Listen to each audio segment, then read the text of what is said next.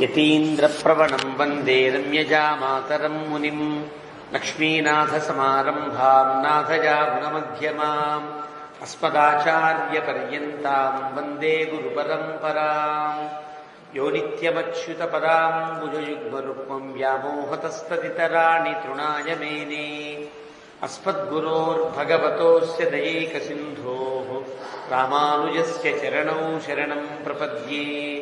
మాతాపితా యువతయస్తనయా విభూతిః సర్వం యదేవ నియమేన మదన్వయానాం. ఆద్యస్య నః కులపతేర్వకులాభిరామం శ్రీమత్తదంఘ్రియుగళం ప్రణమామి మూర్ధ్నా.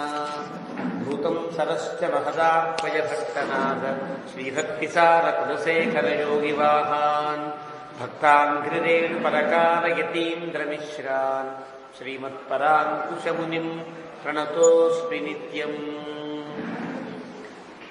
పితామహస్యాపి పితామహాయ ప్రాచేతసాదేశఫలప్రదాయ శ్రీభాష్యకారోత్తమదేశికాయ శ్రీశైలపూర్ణాయ నమో నమస్తాత్. ఆచార్యానస్మదీయానపి పరమగురూన్ సర్వమాచార్యవర్గం శ్రీమద్రామానుజాఖ్యం మునిమఖిలజనోద్ధారణాయావతీర్ణం. పూర్ణార్యం యామునేయం మునివరమహతౌ రామరాజీవనేత్రౌ వందే నాథం మునీంద్రం వకుళధర శమూనాథ లక్ష్మీ ముకుందాన్. అస్మద్గురుభ్యో నమః. శుక్లాంబరధరం విష్ణుం శశివర్ణం చతుర్భుజం ప్రసన్నవదనం ధ్యాయేత్ సర్వవిఘ్నోపశాంతయే. యస్య ద్విరదవక్త్రాద్యాః పారిషద్యాః పరశ్శతం విఘ్నం నిఘ్నంతి సతతం విశ్వక్సేనం తమాశ్రయే. జ్ఞానానందమయం దేవం నిర్మలస్ఫటికాకృతిం ఆధారం సర్వవిద్యానాం హయగ్రీవముపాస్మహే. అభంగురకలాదానస్థూలలక్షత్వమీయుషే తుంగాయ మహసే తస్మై తురంగాయ ముఖే నమః. కూజంతం రామ రామేతి మధురం మధురాక్షరం ఆరుహ్య కవితాశాఖాం వందే వాల్మీకికోకిలం. వాల్మీకేర్మునిసింహస్య కవితావనచారిణః శృణ్వన్ రామకథానాదం కో న యాతి పరాం గతిం. యః పిబన్ సతతం రామచరితామృతసాగరం అతృప్తస్తం మునిం వందే ప్రాచేతసమకల్మషం. గోష్పదీకృతబాలాశిం వశకీకృతరాక్షసం రామాయణ మహామాలారత్నం వందే నీలాత్మజం. అంజనానందనం వీరం జానకీశోకనాశనం కపీశమక్షహంతారం వందే లంకాభయంకరం. ఆమిషీకృతమార్తాండం గోష్పదీకృతసాగరం తృణీకృతదశగ్రీవం ఆంజనేయం నమామ్యహం. మనోజవం మారుతతుల్యవేగం జితేంద్రియం బుద్ధిమతాం వరిష్టం వాతాత్మజం వానరయూధముఖ్యం శ్రీరామదూతం శిరసా నమామి. ఉల్లంఘ్య సింధోః సలిలం సలీలం యశోకబంధిం జనకాత్మజాయాః ఆదాయ తేనైవ దదాహ లంకాం నమామి తం ప్రాంజలిరాంజనేయం. ఆంజనేయపతిపాటలారణం కాంచనాద్రికమనీయ విగ్రహం పారిజాతతరుమూలవాసినం భావయామి పవమాననందనం. యత్ర యత్ర రఘునాథకీర్తనం తత్ర తత్ర కృతమస్తకాంజలిం. బాష్పవారి పరిపూర్ణలోచనం మారుతిన్నమత రాక్షసాంతకం. వేదవేద్యే పరే పుంసి జాతే దశరథాత్మజే వేదః ప్రాచేతసాదాసీత్ సాక్షాత్ రామాయణాత్మనా. చరితం రఘునాథస్య శతకోటిప్రవిస్తరం ఏకైకమక్షరం ప్రోక్తం మహాపాతకనాశనం. శృణ్వన్ రామాయణం భక్త్యా యః పాదం పదమేవ వా సయాతి బ్రహ్మణస్థానం బ్రహ్మణా పూజ్యతే సదా. వాల్మీకిగిరిసంభూతా రామసాగరగామినీ పునాతి భువనం పుణ్యా రామాయణ మహానదీ. శ్లోకసారసమాకీర్ణం సర్గకల్లోలసంకులం కాండగ్రాహమహామీనం వందే రామాయణార్ణవం. యః కర్ణాంజలిసంపుటైః అహరః సమ్యక్ పిబత్యాదరాత్ వాల్మీకేర్వదనారవిందగళితం రామాయణాఖ్యం మధు. జన్మవ్యాధిజరా విపత్తిమరణైః అత్యంతసోపద్రవం సంసారం సవిహాయ గచ్చతి పుమాన్.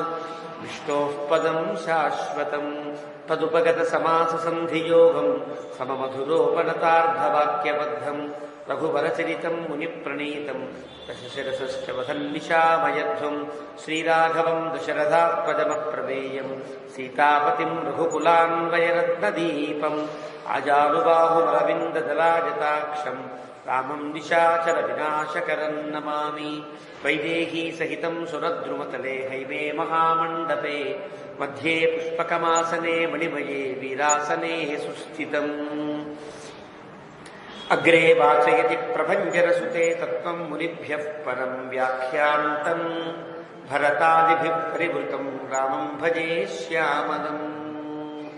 వామాంకస్థితజానకిం పరిలసత్కోదండదండం కరే చక్రం చోర్ధ్వకరేణ బాహుయుగళే శంఖం శరం దక్షిణే బిభ్రాణం జలజాతపత్రనయనం భద్రాద్రిమూర్ధ్నిస్థితం కేయూరాదివిభూషితం రఘుపతిం సౌమిత్రియుక్తం భజే. ఆపదాముపహర్తారం దాతారం సర్వసంపదాం లోకాభిరామం శ్రీరామం భూయో భూయో నమామ్యహం. తపస్వాధ్యాయనిరతం తపస్వీ వాగ్విదాంబరం నారదం పరిపప్రచ్ఛ వాల్మీకిర్మునిపుంగవం మానిషాదప్రతిష్ఠాంతం అగమశాశ్వతీ సమాః యక్రౌంచ మిథునాదేకమవధీ కామమోహితం సకృదేవ ప్రపన్నాగతవాస్మీతి చ జాయతే అభయం సర్వభూతేభ్యో దదామ్యేతద్వ్రతం మమ. ధర్మాత్మా సత్యసంధశ్చ రామో దాశరథిర్యది పౌరుషే చ ప్రతిద్వంద్వశరైనం జహిరామణిం. ధ్యాయే భద్రాద్రివైకుంఠరామం సీతారమాన్వితం శంఖచక్రధనుర్బాణధరం సౌమిత్రిసేవితం. శ్రీరామాయ నమః. శ్రీమతే రామానుజాయ నమః. భగవద్బంధులారా, విళంబినామ సంవత్సరాన్ని పురస్కరించుకుని రామచంద్రమూర్తి యొక్క అవతారంతో పవిత్రమైనటువంటి సంవత్సరం ఇది. 60 ఏళ్లకు ఒక్క మారు వస్తుంది అని, ఈ 60 ఏళ్లకు ఒక్క మారు వచ్చే ఈ సంవత్సరం అంతా రామకథా గానంతో, రామకథా శ్రవణంతో గడపాలని సంకల్పించుకుని ప్రతి శ్లోకార్థ ప్రవచనాత్మకముగా ఈ రామాయణ ప్రవచన లహరిని ప్రారంభించడం జరిగింది.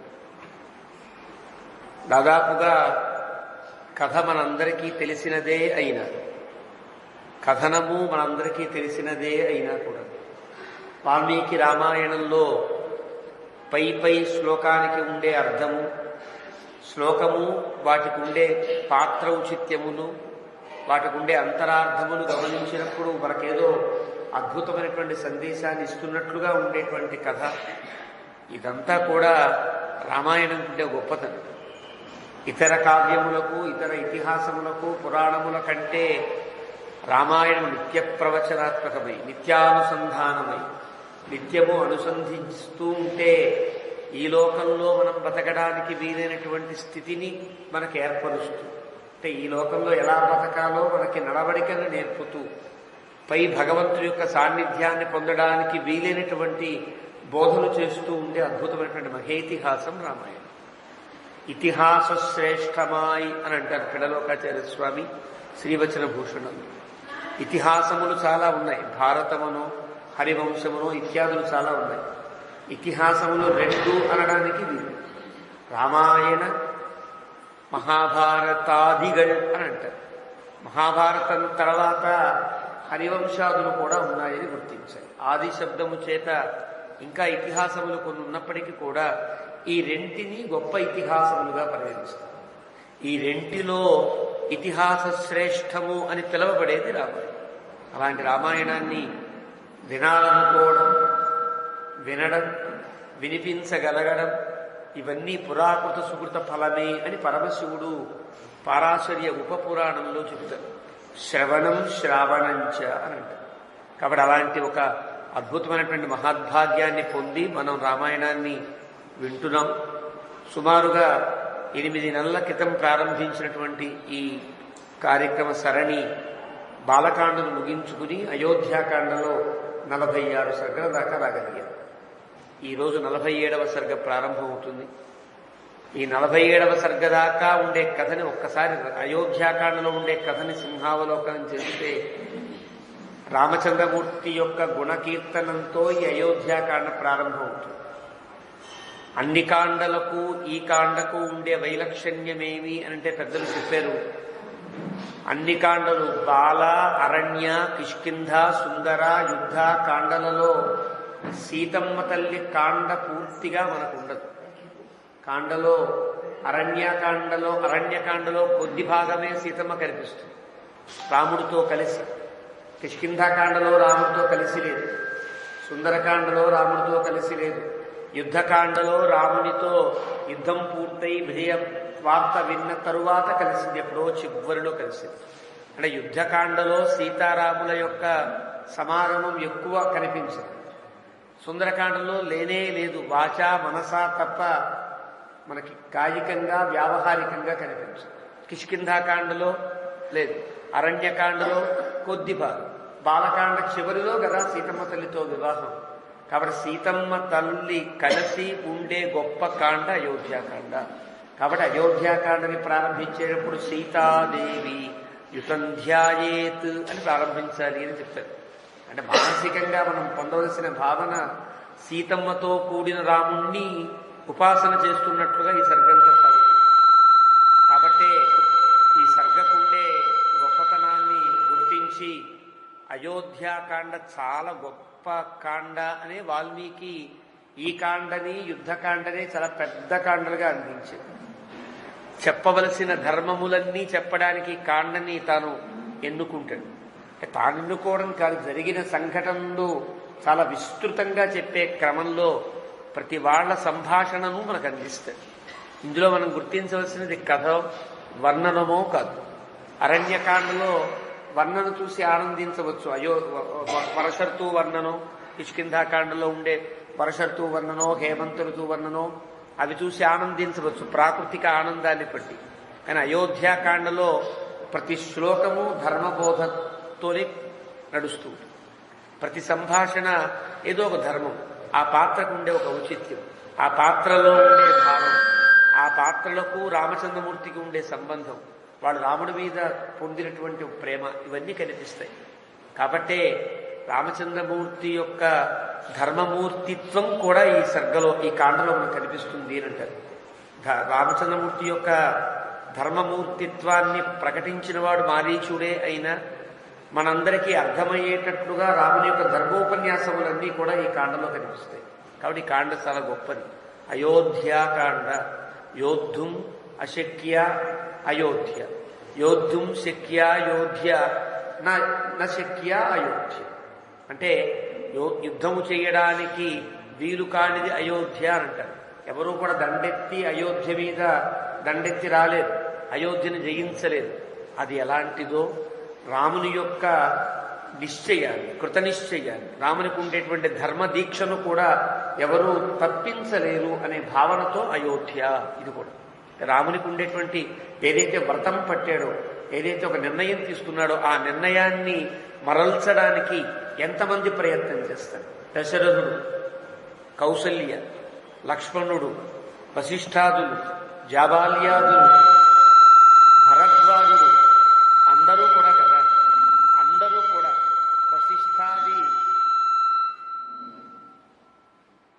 వశిష్ఠాది మహర్షుల దగ్గర నుంచి అందరూ కూడా రాముణ్ణి మళ్ళీ వెనక్కి తిప్పే ప్రయత్నం చేసినా ఎవరి ప్రయత్నము వల్ల జయించబడకుండా ఉండే ధర్మదీక్ష రాముడికి ఉన్నదనే అయోధ్యాకాండ అని పెద్దలు చాలా అందంగా చెప్తారు ఈ కాండని. ఇక్కడ దాకా రాముడు గుణగణ కీర్తన పూర్తయిన తర్వాత పట్టాభిషేకం యొక్క సంకల్పం, పట్టాభిషేకం యొక్క నిలుపుదల, అదే ముహూర్తానికి భరతుడికి జరగాలనేటువంటి మొండి పట్టుదల కైకేయిది. కైకేయి యొక్క మాటను కాదనలేక సత్యబద్ధుడై సత్యానికి పాశమునకు చుట్టబడినవాడై అని అంటారు. సత్యపాశేన సంయుత అని అంటారు. సత్యపాశముతో కట్టబడినవాడే దశరథుడు అంగీకరించడం లాంటి ఘట్టాలన్నీ పూర్తయ్యాయి. వనవాసానికి బయలుదేరిన తర్వాత ఈ వియోగాన్ని భరించలేని అయోధ్య ప్రజలంతా వెంట వెళ్ళారు. ఎక్కడి దాకా వెళ్ళారు? తమసా నదీ తీరం దాకా వెంబడించారు. చాలా దూరం దాకా ప్రయాణించారు. పాపం వాళ్ళు ఎంత చెప్పినా వినడం లేదని, ఎంత చెప్పినా మరలి వెనుకకు వెళ్ళడం లేదని రామచంద్రమూర్తి అక్కడే పడుకుందామని ఆ రాత్రిని మొదటి రాత్రిని అక్కడే గడిపారు. అవి వనవాసంలో మొదటి రాత్రి మొదటి కాలం అంతా కూడా అక్కడ గడిచింది. తమసా నది తీరంలో రాత్రి కాలం అంతా పడుకున్నారంతా. సుమంత్రుతో రహస్యంగా చెప్పాడు, అందరూ పడుకుంటారు, పొద్దున లేద్దాం, చడీ చప్పుడు కాకుండా వెళ్ళిపోవాలి, అది వాళ్ళని మోహనం చేసి వెళ్ళిపోవాలి అంటాడు రాముడు. మోహనం చేయడం అంటే అర్థం ఎవ్వరికీ తెలియకుండా మోసము చేయుట వంటిది. మోసం చేయవచ్చు, రాముడు మోసం చేసే కదా వెళ్ళాడంటే వాల్మీకి అక్కడ మోహనము అని పదం వాడతాడు. మోహనం అంటే ఎవ్వరికీ తెలియనటువంటి స్థితిని కల్పించాడు రాముడు. నిజానికి రథం బయలుదేరుతుంటే చప్పుడు రాదు. అన్ని వేల మంది అక్కడ పడుకుంటే ఏ ఒక్కడికైనా మెలకు రాకుండా ఉంటుంది, ఏ ఒక్కడైనా మెలుకోకుండా ఉంటాడు. అన్ని వేల మంది గాఢ నిద్రలో మునిగిపోతే రాముడు రథం ఎక్కి, మరి అదేదో ఇంకోటి కాదు కదా, రథం అంటేనే గుర్రాలు సకిలించాలి, తోలాలి. ఆ రథం బయలుదేరేటప్పుడు ఆ రథపు ధ్వని ఉంటుంది. అడవిలో రాళ్లు ఉంటాయి తప్ప రోడ్లే ఉండవు, తారు రోడ్లే ఉండవు. ఎంత చప్పుడు వచ్చి ఉంటుంది, ఎంత చప్పుడు వచ్చినా ఎవరు కదలలేదంటే కారణమేమి? రాముని యొక్క సంకల్పం వీరెవ్వరూ కూడా మెలుకోకుండా ఉండే సమయంలో వెళ్ళాలి. అంటే వాళ్ళ మీద ఉద్దేశం కాదు, రాముని సంకల్పంలోనే బలం. అంటే వాళ్ళంతా ఎవరు మెలుకోకూడదు అనే సంకల్పం. కాబట్టి రాముని సంకల్పం మోహనమై అందరికీ వ్యామోహపరిచినట్టుగా అందరూ నిద్రపోతున్నారు తప్ప నిద్ర మెలుకురాకెవరూ కాదండి. ఇప్పుడు రాముడు తప్పించుకుపోతాడా అని జాగ్రత్తగా రాముడినే పట్టుకుని కూర్చునేటువంటి ప్రజలంతా అంత గాఢంగా పడుకుంటారు. అయోధ్య ప్రజలంతా అంత ఇష్టపడి భార్యలని బిడ్డలని విడిచిపెట్టి మాకు అగ్నిహోత్రాలు అక్కర్లేదు, మాకు హోమాలు అక్కర్లేదు, మేము రాముడితోనే ఉంటాం, నీతో పాటే హోమం చేసే స్వాహాకారాలంతా నడుస్తుంటే మాట్లాడుతూ ఉంటాం అన్న మహర్షులంతా కూడా అంత గాఢం నిద్రపోతారు. అంత ద్విజోత్తములంతా అలా ఉంటారు. ఇదంతా రాముని యొక్క సంకల్ప శక్తి చేత కలిగినటువంటి ఒక మోహన దశ. అంతా నిద్రపోతున్నారు. లేచి గబగబా కాలకృత్యాలు తీర్చుకున్నారు. లక్ష్మణస్వామి సీతమ్మ తల్లి కూడా సిద్ధమయ్యారు. సుమంత్రుణ్ణి పిలిచారు. రథాన్ని బయలుదేరది అన్నారు. బయలుదేరి తీశాడు రథాన్ని. రథం బయలుదేరింది. ఎలా వెళ్ళడానికి వీల్లేదయ్యా, వాళ్ళందరినీ మోహపరిచేటట్టుగా, వాళ్ళకి దారి తెలియకుండా ఉండేటట్లుగా దక్షిణం దిక్కుగా ప్రయాణం చేయడం తప్పు కదా, దక్షిణం దిక్కుగా ప్రయాణం చేయకూడదు. కాబట్టి ప్రయాణ మాంగళ్య నిమిత్త దర్శనాత్, ప్రయాణం సుఖముగా సాగడం కోసం, శుభదగముగా సాగడం కోసం కొంచెం ఉత్తర దిక్కుకు వెళ్ళు, మళ్ళీ ఆ వైపు వెనక్కి రాకు, మళ్ళీ ఒక రౌండ్ తిరుగు, మళ్ళీ వెనక్కి రా, మళ్ళీ దక్షిణం వైపు ప్రయాణం చేయి అంటూ ఎవరికీ కూడా జాడ తెలియని రీతిలో ప్రయాణించి రాముడు వెళ్ళిపోయాడు. తెల్లవారు ప్రభాతాయ అంటూ శర్వర్య 47వ సర్గ ప్రారంభం. ప్రభాతాయాంతు శర్వర్యాం పౌరాస్తే రాఘవం వినా శోకోపహత నిశ్చేష్టా బభూవు హతచేతసః. పొద్దున లేచారు. వాళ్ళకి తెలియకుండా కమ్మిన మాయ మత్తేదో వదిలిపోయింది. పొద్దున మేల్కునేటప్పటికీ రాముడు కనిపించల. శోకోపహత అంటే శోకోపహత నిశ్చేష్టా, ఎక్కడ పడుకున్నాడో అక్కడ చూసేపటికి రాముడు అక్కడ లేడు, రథము లేదు, ఎవరు లేదు. ఏడుపు చేత కొట్టబడిన చేష్టలు, ఉడిగిన చేష్టలు కలిగిన వారే. అంటే ఒకసారి నివ్వెరపోయారంటారే, నివ్వెరపోవడం అంటే బొమ్మల్లా అయిపోవడం, చిత్తరువులు అయిపోవడం, అలా అయిపోయారంతా కూడా. హతచేత సహా, వాళ్ళ మనస్సులు ఎవరో దొంగిలించినట్టుగా, మనస్సులు హతమైపోయినట్లుగా అనిపించింది. శోకజాశ్రు పరిద్యూనా వీక్షమాణాస్తతస్తతః, శోకముతో వచ్చినటువంటి అశ్రుబిందువులతో నిండిన కనులు కలవారే చుట్టూ వెతకడం ప్రారంభించారు. ఒకడైతే ఇక్కడిక్కడ తిరుగుతాడు, వేల మంది అంతా తిరిగేస్తారు. ఒక క్షణంలో మొత్తం వెతికేశారు. అంతా తిరిగిన వీక్షమాణాస్తతస్తతః ఆలోకమపి రామస్య నపశ్యంతి స్వ దుఃఖితాః. రాముని జాడ కనిపించే అవకాశం లేకుండా అయిపోయింది. చాలా బాధపడ్డారు. తే విషాదార్తవదనాః రహితాస్తేన ధీమత కృపణాః కరుణావాచః వదంతి స్వ మనస్వినః. ఆ విషాదము నిండిపోతే, విషాదము నిండినటువంటి వదనములతో రాముడు లేని ఒక పెద్ద లోటుని భరించలేని వారై కృపణాః, కృపణాః అంటే చాలా కావాలనుకున్నటువంటి వస్తువు దూరమైపోతే కలిగే స్థితి. చాలా ప్రేమించిన వస్తువు ఉంటుంది, చాలా ఇష్టపడ్డ వస్తువు, ఇది నాకు ఉండాలి అనుకున్న వస్తువు కనుక అతని నుంచి దూరం అయిపోతే కృపణత్వం ఏర్పడు. దాని మీద అమితమైనటువంటి ధ్యాస పెరిగి ఏమి చేయాలో తెలియనటువంటి స్థితి ఏర్పడుతుంది. అలా కృపణాహ కృపణులై కరుణావాచ అంటే కృప కనికరము నిండేటట్లుగా మాట్లాడుతున్నారు. జాలి జాలిగా మాట్లాడుతున్నారు. ఎవరి మీద జాలి? రాముడి మీద కాదు కదా, వాళ్ళ మీదే వాళ్ళకి జాలి.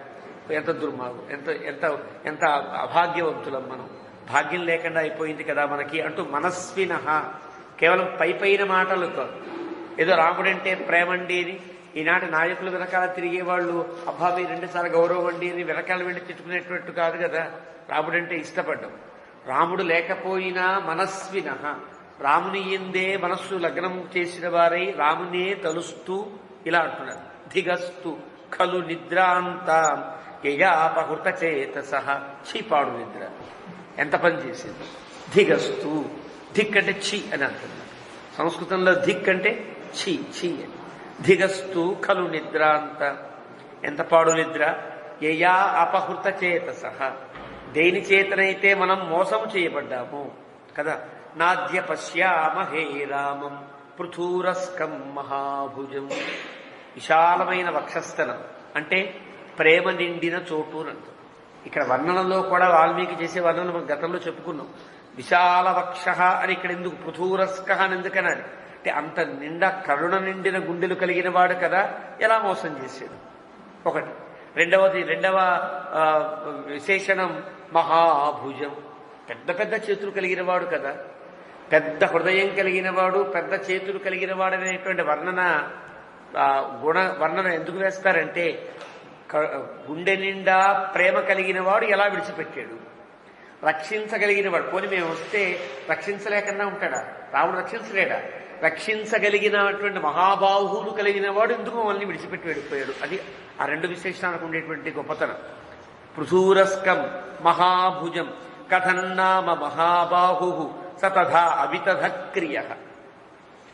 గుండెల నిండా ప్రేమ కలిగిన, మేమంటే చాలా ఇష్టం కలిగిన వాడు, మహాబాహువైన వాడు, మరి ఇలా ఎందుకు చేశాడు?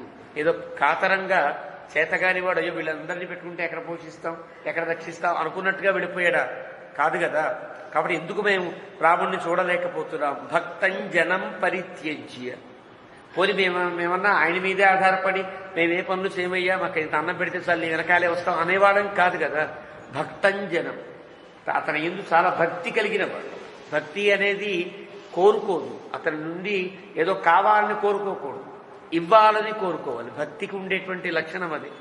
భక్తి భగవంతుని భక్తి చేశాము అంటే ఒక కొబ్బరికాయ కొట్టి భగవంతుడా నాకు పెళ్లి చేయి అన్నాం అనుకో, ఏమవుతుంది? భక్తి ఏదన్నా కోరుకుంది అంటే అది భక్తి అనిపించుకోదు, భక్తి బృవము అనిపించుకుంటుంది. అది భక్తి అని పిలవబడుతుందేమో తప్ప అది భక్తి కాదు. కానీ మేము భక్తంజనం, నీ నుండి కోరుకునేవాళ్ళం కాదు, నిన్నే కోరుకునేవాళ్ళం. అది కోరిక కాదు కదా. ఇక్కడ భక్తంజనం పరిత్యజ్య, అలాంటి భక్త జనాన్ని కూడా విడిచిపెట్టి ప్రవాసం రాఘవోగత, తెలియకుండా ఉండే చోటుకి ఎక్కడికి వెళ్ళిపోయాడో దూరదేశాలకు వెళ్ళిపోయాడు. యో నః సదా పాలయతి పితా పుత్రాన్ ఇవ ఔరసాన్ కథం రఘూణాం సశ్రేష్ఠ త్యక్త్వానో విపినంగత. అందరినీ చక్కగా అందంగా పరిపాలించేవాడు. తండ్రి తన కడుపున పుట్టిన కుమారుని, ఔరసాన్ అంటే అర్థం అది, తన కడుపున పుట్టిన కొడుకుల్ని ఎంత ప్రేమిస్తాడో అంత ప్రేమించేటువంటి రఘువంశంలో పుట్టాడు కదా అంటాడు వాల్మీకి. రఘువంశంలో పుట్టాడంటే కారణం ముందుండే రఘువంశ మహారాజుల యొక్క వర్ణన చూసినప్పుడు తెలుస్తుంది మనకి. కాళిదాసు రఘువంశంలో చెబుతాడు, ప్రజానాం వినయాధానాత్ రక్షణాత్ భరణాదపి సపితా పితరస్తాసాం కేవలం జన్మహేతవః. రఘుమహారాజు ఎంత గొప్పవారంటే ప్రజానాం ప్రజలకు వినయ ఆధానాత్ వాళ్ళకి వినయం నేర్పడంలో, రక్షణాత్ వాళ్ళని రక్షించడంలో, భరణాత్ వాళ్ళని పోషించడంలో, సపిత వాళ్లే తండ్రులు. మరి అసలు తల్లిదండ్రులు ఎవరండి అంటే కేవలం జన్మహేతవ, కేవలం పుట్టించి విడిచిపెట్టారు తప్ప అసలు తండ్రి రఘుమహారాజే అని కీర్తిస్తారే. 6వ వంశంలో పుట్టాడు రాముడు అంటే అంత బాగా పరిపాలిస్తాడు మమ్మల్ని. అలాంటి రాముడు విపినంగత, అందరినీ విడిచిపెట్టి అయ్యో అడవిలోకి వెళ్ళిపోయాడు. ఇహైవ నిధనం యామహ. ఇక మనం ఏం చేయాలి? ఇక్కడే చనిపోదాం. మహాప్రస్థానమేవ, ఇక్కడే చనిపోదాం. లేదా ఇలా నడుస్తూ నడుస్తూ రాముడు కనిపించేదాకా నడుద్దాం, మరణం వచ్చేదాకా నడుద్దాం, నడుస్తూ నడుస్తూ మరణిద్దాం. అది మహాప్రస్థానం అంటే అర్థం. ప్రస్థానం అంటే బయలుదేరడం, నడక, నడక సాగడం. మహాప్రస్థానం అంటే ప్రాణము పోయినా నడక ఆకుండా ఉండడం, అంటే ప్రాణం పోయేదాకా నడవడం. ధర్మరాజాలు చేసే పని చివరిలో మహాప్రస్థానం అని అంటారు భారతంలో. అంటే వాడు బయలుదేరి ఆ హిమాలయాలకి వెళ్ళి ఈనాటి బదరికాశ్రమాన్ని దాటి భీంపూలు దాటి ఆ పర్వతాన్ని ఎక్కి అలా నడుస్తూ నడుస్తూ పడిపోయారంతే. నడుస్తూ నడుస్తూ ద్రౌపది పడిపోయిన చోటు, భీముడు పడిపోయిన చోటు ఇప్పటికీ మనకి ఆ ప్రాంతాల్లో గమనించవచ్చు. అలా పాండవులంతా ఒక్కొక్కడు రాలిపోతూ ఉంటే ధర్మరాజు ఒక్కడు హిమాలయాలు ఎక్కి ఆ పైన ఉండేటువంటి ఆ దిగ్మార్గం అంటే ఆ మార్గంలోకి ప్రయాణించేటువంటి గొప్పవాడు ఒక్కడ ధర్మరాజు మిగిలాడు. అది మహాప్రస్థానం అంటే. అలా మనం కూడా నడుస్తూ నడుస్తూ పోదాం, నడక ఆపద్దు అన్నట్లుగా ఇక్కడే చనిపోదాం. లేదా నడుస్తూ రాముడిని వెతుకుతూ చనిపోదాం. రామేణ రహితానాం హి కిమర్థం జీవితం హినః. నిజంగా రాముడే గనక లేకపోతే మన జీవితం దేనికి? జీవితానికి అర్థమేముంటుంది అని. సంతి శుష్కాని కాష్ఠాని ప్రభూతాని మహాంతిచ. మన ఎదురుకుండా ఎండిపోయిన కర్ర చాలా కనిపిస్తుంది, ఎండిపోయినటువంటి వంట చెరకులా కనిపిస్తోంది. తైహి ప్రజ్వాల్య, అవన్నీ వెలిగించుకుందాం. చితాం సర్వే ప్రవిశామహ అథ పావకం. అందరూ కూడా సామూహికంగా అగ్నిహోత్రాల్లో పడి మరణిద్దామా అనుకుంటారు. కిం వక్ష్యామ, ఏం చేద్దాం? మహాబాహు అనసూయ ప్రియంవద సీత నీత స రాఘవ అస్మాభి ఇది వక్తుం కథం క్షమం. రామచంద్రమూర్తిని అనుసరించి వచ్చాం. గొప్ప మహాబాహు ఆయన. అనసూయ ఎలాంటి సద్గుణారోపము చెయ్యనివాడు. సద్గుణేషు దోషారోప అనసూయారంట. అంటే మంచి గుణములు యందు దోషాన్ని ఆరోపించడు. అతను ఏదో దానం చేశాడు అనుకోండి, ఆ వాడు మొహం ఎంత కొట్టేశాడో ఇంత దానం చేశాడు. వాడు దానం చేసిన దాన్ని దానం చేశాడని మెచ్చుకోవాలి తప్ప వాడు 100 రూపాయలు దొంగిలించి 10 రూపాయలు దానం చేశాడండి అంటూ దోషారోపాన్ని చేయడాన్ని అసూయ అని అంటారు. అలాంటి అసూయ రాముడికి ఎక్కడా లేదు కదా. ఎవరి గుణము యందు దోషాన్ని ఆరోపించేవాడు కాడు రాముడు. అక్కడ అనసూయ, ఎప్పుడు కూడా అసూయ లేనివాడు. అలాంటి రాముడు ప్రియంవద, అందరికీ ఆనందాన్ని కలిగించేటట్టే మాట్లాడేవాడు. నీత సహా రాఘవ అస్మాభి, మా అందరి చేత రాముడు ఇక్కడి దాకా తీసుకురాబడ్డాడు. అంటే మేమే రాముడు ఇక్కడి దాకా తీసుకొచ్చాం, అంటే మేమంతా కలిసి వచ్చాం. ఇప్పుడు రాముడు లేకుండా ఎలా వెనక్కి వెళతాం, ఎలా ఉంటాం? కాబట్టి ఇతీవ నిర్యాతాః సా నూనం నగరీ దీనా దృష్ట్వా అస్మాన్ రాఘవం విన. ఒకవేళ గనక రాముడు లేకుండా మనం కనుక వెనక్కి వెళితే అయోధ్య తేన వీరేణ జితాత్మన విహీనాః తేన. రాముడు లేకుండా మనం వెనక్కి వెళితే భవిష్యతి నిరానంద సస్త్రీ బాల వయోధిక. ఆ అయోధ్యలో ఉండేటువంటి చిన్న పిల్లలు, ఆడవాళ్లు, వయోధికులు, నడవలేకుండా ఆగిపోయినటువంటి పెద్దవాళ్ళంతా ఉంటారే, వాళ్ళందరూ కూడా నిరానందులై ఏమాత్రం ఆనందం లేకుండా పాపం బాధపడుతూ ఉంటే మేము రాముణ్ణి అడవిలోకి పంపించి వచ్చేసాం మేము అంటే మనం ఏమన్నా క్షమిస్తారా? ఎవ్వరూ క్షమించారు. ఇతీవ బహుధా వాచ, ఇలా రకరకాలుగా మాట్లాడుతూ బాధతో. బాహు ఉద్యమ్య తేజనాహ, 2 చేతులు ఎత్తి రాముడు వెళ్ళిన వైపుకి ఆ చేతులు ఎత్తి ఆక్రోశిస్తూ. విలపంతి స్వ దుఃఖాః, బాధపడుతున్నారు. ఎలాగా? వివత్సా ఇవ ధేనవః, ఆవులు లేని దూడల వల్ల ఏడుస్తున్నారు. అంత పాలించే ఆవు తల్లి కనుక లేకపోతే పిల్లలు ఏడ్చినట్లుగా వీళ్ళంతా కూడా అంత భోరు భోరును ఏడుస్తున్నారు. తతో మార్గానుసారేణ గత్వా కించిత్ క్షణం పునః మార్గనాశాద్విషాదేన మహతా సమభిప్లుతాః. అక్కడ వెనక్కి వెళ్ళడానికి వీల్లేదు, ముందుకే వెళదాం అనుకున్నారేమో. కొంచెం దూరం బహుశా ఇలా వెళ్ళి ఉంటాడు రాముడు అని కొంత దూరం ప్రయాణం చేశారు. కొన్ని సార్లు కనిపించాయి, సార్ల దాకా వెళ్ళారు, సార్లు మాయమైపోయి. మళ్ళీ వెనక్కి చూస్తే వెనక్కి తిరిగినట్టుగా ఉంది. ఎటు వెళ్ళిందో తెలియదు రథం. మార్గనాశాత్, మార్గం నశించిపోయింది, జాడ కనిపించద. కాబట్టి విషాదేన మహత, అయ్యో ఈ మార్గం కూడా లేదా? రథస్య మార్గనాశేన నివర్తంత మనస్విన. ఇప్పుడు ఎలా వెళతారు? ఎటు వెళతారు? ఎటు వెళ్ళారో తెలియనప్పుడు ఊరికే అడవిలోకి వెళ్ళడం ప్రయోజనం లేదు కదా. రాముడు వెళ్ళిన జాడ తెలిస్తే అటు వెళ్ళిపోవచ్చు. రాముడు ఎటు వెళ్ళాడో తెలియనప్పుడు అడవిలోకి ఎందుకు వెళ్ళాలి? ఇంకా అడవి కంటే ఇప్పుడు ఏది సరైనటువంటి ప్రదేశం? అయోధ్యకి వెళ్ళడమే కరెక్ట్. అయోధ్యకినే వెళ్ళాలి. ఇక్కడ వెనక్కి తిరిగారు. కిమిదం కింకరిష్యామ, ఏం చేస్తాం? దైవేన అపహతా ఉపహత ఇది, మన్ని దైవం మోసం చేసింది అన్నారు. దైవం మోసం చేయకపోతే అంత గాఢ నిద్ర రాదు కదా. కానీ దైవమే మనల్ని మోసం చేసింది అని వాడు నిర్ణయించుకుని తతో యథాగతేనైవ మార్గేణ క్లాంత చేతస అయోధ్యామగమన్ సర్వే పురీం విధిత సజ్జనా. ఉసురోమంటూ మళ్ళీ ఎటొచ్చారో అదే మార్గంలో అయోధ్యకి బయలుదేరి వచ్చారు. అయోధ్య అంతా నిర్మానుష్యంగా అనిపించింది, నిస్తేజంగా అనిపించింది. ఆలోక్య నగరీంతాంచ క్షయ వ్యాకుల మానసా అవర్తయంత తే శ్రోణి నయనై శోకపీడితై.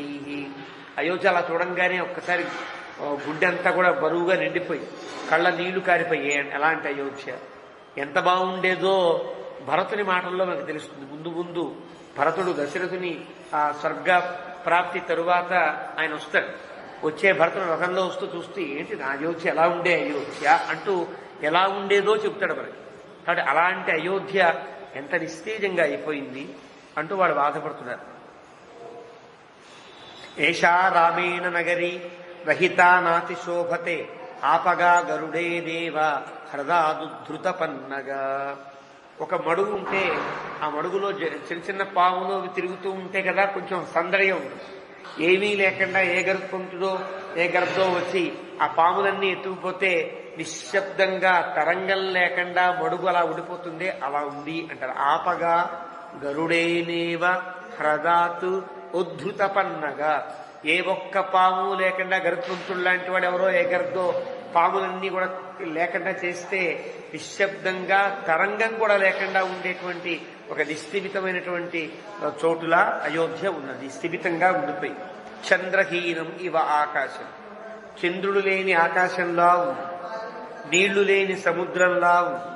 అపశ్యన్ నిహతానందం, ఆనందము లేని అయోధ్య అట్లా ఉంది అని బాధపడుతూ తేతాని భీష్మాని మహాధనాని దుఃఖేన దుఃఖోపహతా విశంతః నైవం ప్రజజ్ఞు స్వజనం జనం వా నిరీక్షమాణాః ప్రవినష్ట హర్షాః. చిన్న చరిత్ర, ఒక భావచిత్రాన్ని ఇస్తాడు వాల్మీకి. వీళ్ళంతా వచ్చారు. ఎవరు ఏ ఇంట్లోకి వెళ్తారో తెలియదు ఎవరికి.